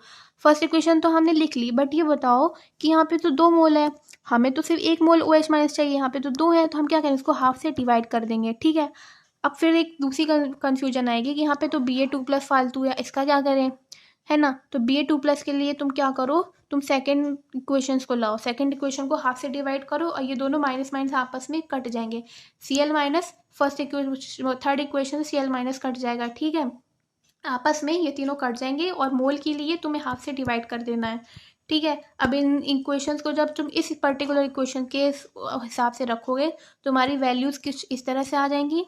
इनको जब तुम कैलकुलेट करोगे तुम्हारा आंसर निकल के आ जाएगा। क्या तुम्हारा NH4OH का लैम्डा m इनफाइनाइट, ठीक है, तुम्हारी वैल्यूज निकल के आ गई। और ये वाले क्वेश्चन इसी तरह सॉल्व किए जाते हैं। तुम्हें क्या क्या गिवन है वो लिखो पहले, ठीक है, कायदे के साथ, फिर उनको इक्वेशंस में तोड़ लो और फिर तुम्हें क्या मांग रहा है वो देखो, उसको एनालाइज करो क्या क्या है किस इक्वेशन में, किसको किससे डिवाइड करोगे, इसको किससे मल्टीप्लाई करोगे, देन ये क्वेश्चन सॉल्व भी होते बहुत ईजी हैं, ठीक है। इनमें सिर्फ तुम्हें जोड़ना घटाना रहता है और कुछ नहीं करना रहता। अब आ जाओ अगला क्वेश्चन देखो, एक क्वेश्चन में तुम्हें एक फुल रिएक्शन दे दी गई है, तुम्हें क्रोमियम और फेरम के ये पोटेंशियल दे दी गई और तुम्हें EMF ऑफ द सेल पता करना है, ठीक है। EMF सेल पता करना है तो सबसे पहले तो तुम फॉर्मूला लिखोगे, है ना। ये तुम्हारा क्या ही फॉर्मूला है तुम्हारा, इसको कलर कर लो, इसको रेड कलर से, ये हो गया तुम्हारा फॉर्मूला, ठीक है। सबसे पहले ई सेल निकालो। ई सेल के लिए तुम क्या करोगे, ऑक्सीडेशन में रिडक्शन करते हैं, तुमने इसकी वैल्यू रखी, इसकी एक सेकेंड, इसकी वैल्यू रखो, इसकी वैल्यू रखो, बीच में माइनस आएगा, दोनों प्लस हो जाएंगे और ये आपस से सब्सट्रैक्ट होके 0.34 वोल्ट निकल के तुम्हारा E0 सेल आ जाएगा। अब इसको इस वैल्यू में, अब देखो मतलब फॉर्मूला लिखो, फॉर्मूले में तुम्हारे पास E0 सेल मिल गया, हमें ये चीज़ें पता है, ठीक है, हमें ये चीज़ें पता है। अब एक सेकेंड, पता है ना, हाँ ये दिया है ना तुम्हें, ये दिया है ना, ठीक है। इसका भी मैंने शायद लिखा नहीं है, इसकी मतलब इसकी कंसंट्रेशन है ये, ठीक है, 0.1 और इसकी कंसंट्रेशन है, लिख देती हूँ मैं, तुम लोग कंफ्यूज ना हो जाओगे, मैं शायद लिखना भूल गई हूँ, ठीक है, माय बैड, ठीक है। चलो कंसंट्रेशन पता है तुम्हें, E0 सेल पता है, अब तुम्हें N की वैल्यू निकालनी है। अब देखो यहाँ देखो, क्रोमियम तुम्हारा जा रहा है, ऑक्सीडेशन जा रहा है, तुम्हारी ऑक्सीडेशन नंबर बढ़ रही है, ठीक है, तुम्हारा क्रोमियम 3+ में जा रहा है, तुम्हारा Fe2+ Fe में जा रहा है, तुम्हारी रिडक्शन हो रही है, यहाँ ऑक्सीडेशन हो रही है, ठीक है, तुम्हारा ऑक्सीडेशन नंबर बढ़ रहा है, ऑक्सीडेशन नंबर घट रहा है, यहाँ पे आ रहा है 2 और यहाँ पे आ रहा है तुम्हारा 3, यहाँ पे आ रहा है 2। अब तुम N की वैल्यू में लेके कंफ्यूज मत होना, इसको 3 से मतलब इसको 2 से मल्टीप्लाई करना है, इसको 3 से करना है, N की वैल्यू आ जाएगी तुम्हारे पास 6, ठीक है। ये देखो यहाँ पे मैंने सॉल्व किया हुआ है, तुम्हें मैंने बताया था ना कि तुम्हारी किस्मत अच्छी हुई तो N की वैल्यू 2 दे देंगे, अगर नहीं दिए तो कंफ्यूज मत होना, इसको 2 से मल्टीप्लाई करना है, इसको 3 से करना, ओवरऑल इक्वेशन बन गई तुम्हारी, N की वैल्यू आ जाएगी 6। कंसंट्रेशन रखी तुमने दोनों की, इसमें 2 किया, इसमें 1 किया, क्यों किया, ऐसे कैसे 2 कर दिया आपने, क्योंकि इसमें मोल 2 क्रोमियम आ रहा है, ठीक है। ये चीज़ें पुट करी तुमने, N की वैल्यू रखी, E0 सेल की वैल्यू रखी, इनको ये कट कुट के जो है तुम्हारा आ जाएंगे log tan इनवर्स, ठीक है, log tan इनवर्स आया, यहाँ से ये पूरा 1 हो जाएगा, ठीक है, 1 हो जाएगा ये पूरा, -1 मतलब log 10 ऐसा हो जाएगा, और 10 करके log 10 की तो वैल्यू 1 होती है ना, तो उससे कोई मतलब नहीं है, माइनस माइनस हो जाएगा, इधर प्लस बन जाएगा, और ये वैल्यू जब तुम सॉल्व करोगे तुम्हारी वैल्यू आएगी 0.309, इसको तुम 0.3 करके भी लिख सकते हो। तुम्हारा ये सवाल हल हो गया। अब देखो 9 क्वेश्चन देखो, तुम्हें करना कुछ नहीं है, क्वेश्चन बहुत इजी होते हैं, रिडक्शन देखो, ऑक्सीडेशन देखो, N की वैल्यू ढूंढो, कंसंट्रेशन लिखो और सॉल्व कर दो, कैलकुलेशन स्पीड अच्छी होनी चाहिए और सही सॉल्व करो तो बात है, वरना तो कोई बात नहीं, गए नंबर तुम्हारे। फिर अगला क्वेश्चन देखो, कंडक्टिविटी ऑफ दिस मतलब conductivity of this concentration of acetic acid is 7.8 × 10⁻⁵ Siemens centimetre inverse, calculate इस degree of dissociation of its limit molar conductivity is 390, ठीक है, ये 390 वैल्यू दे दी। तुम्हें पूछा क्या, तुम्हें पूछा है मोलर कंडक्टिविटी, ठीक है, मोलर कंडक्टिविटी का फॉर्मूला पता है, ये पता है तुम्हें, कापा की वैल्यू तुमको दी गई है, ये है एसिटिक एसिड की, ठीक है, तुम्हें 100,000 तो लिखना ही है, तुम्हें एक मोलर मास दे दिया गया है 0.01, अब क्या चाहिए भाई, लिखो मोलर कंडक्टिविटी निकल आई, लो लिख ली मोलर कंडक्टिविटी। अब कैलकुलेट इस degree of dissociation, degree of dissociation पता करना है तुमको, तुम्हें लैम्डा एम की वैल्यू पता चल गई, मोलर कंडक्टिविटी पता चल गई। अब मोलर कंडक्टिविटी इनफाइनाइट पे ये लिखो, इसकी वैल्यू रखो अपॉन में और 0.2 डिग्री ऑफ डिसोसिएशन निकाल लो। मैंने कहा था इस पर क्वेश्चन बनते हैं तो वो क्वेश्चन ऐसे सॉल्व करने होते हैं, ठीक है। फॉर्मूला पता है ना, तुम निकाल लोगे। तुम्हें ये फॉर्मूला पता है, तुम निकाल लेते, ठीक है। ये वाला कहाँ गया, एक सेकेंड हाईलाइट कर दूँ इसको। ये वाला फॉर्मूला पता है, तुम क्वेश्चन कर लोगे। तुमने हाफ क्वेश्चन नहीं सॉल्व कर लिया। तुम्हें डिग्री ऑफ डिसोसिएशन का फॉर्मूला पता है, तुम सॉल्व कर लोगे, क्योंकि चीज़ें तुमको प्लेट में सजा के लोग दे रहे हैं कि लो भाई सॉल्व कर लो, बस मल्टीप्लिकेशन डिवीजन ये सब करना है तुमको। अगला क्वेश्चन देखो, calculate the amount of copper deposit when 5 ampere current is use for a 1 R2 electrolyte copper sulphate solution. ठीक है, पूछ क्या रहा है तुमसे, calculate the amount of copper deposit. ठीक है, कॉपर डिपोजिट का अमाउंट पूछा है जब उस पर 5 एम्पियर की करंट दौड़ा रही हो और टाइम है 1 आवर और तुम्हारा कॉपर सल्फाइड का सॉल्यूशन है। क्या फेराडेस लॉ लगाओगे, जेड करके, जेड की वैल्यू ऐसे पुट करोगे 1/f आ जाएगा। इसमें तो f लगता है ना, तो इसको सिंगल तुमने 1/f कर दिया, I × T as it is आएगा। अब देखो कॉपर का इतना मोलर मास होता है कॉपर सल्फेट का, इसको 2 में कर दिया तुमने, ठीक है, x की वैल्यू, ठीक है। 1/f फेराडे कांस्टेंट आ गया, तुम्हारा I 5 एम्पियर हो गया, तुम्हारा टाइम हो गया 1 आवर 60 मिनट इंटू 60 सेकेंड करके, ये वैल्यूज आ गई तुम्हारी। After calculating all of this stuff तुम्हारा आंसर आ जाएगा कॉपर सल्फेट का जो डिपोजिट है कॉपर का सिंगल है वो 592 आंसर आ गया तुम्हारा, ठीक है। बाकी मेरा यकीन करो, फिजिकल केमिस्ट्री में अगर तुम्हें सवाल हल करने हैं तो बस न्यूमेरिकल पकड़ो, उस टाइप के कुछ क्वेश्चन सॉल्व कर दो, तुम्हारे नंबर कहीं नहीं गए। फालतू लोग टेंशन लेते रहे फिजिकल केमिस्ट्री, कुछ नहीं है फिजिकल केमिस्ट्री, कुछ भी नहीं है, फालतू टेंशन नहीं लेनी। लो हमने कर दिया चैप्टर कंप्लीट, पूरा हो गया। क्वेश्चन प्रैक्टिस कर ली, थ्योरी समझ ली, MCQ फॉर्मूला शीट सब समझ लिया, क्या बचा, कुछ नहीं। तो आई होप तुमको ये वीडियो समझ में आई हो, और अगर वीडियो अच्छी लगे, समझ में आई हो, तो लाइक करना, शेयर करना, सब्सक्राइब करना और मेरे साथ इस चैनल पे बने रहना। Thank you so much.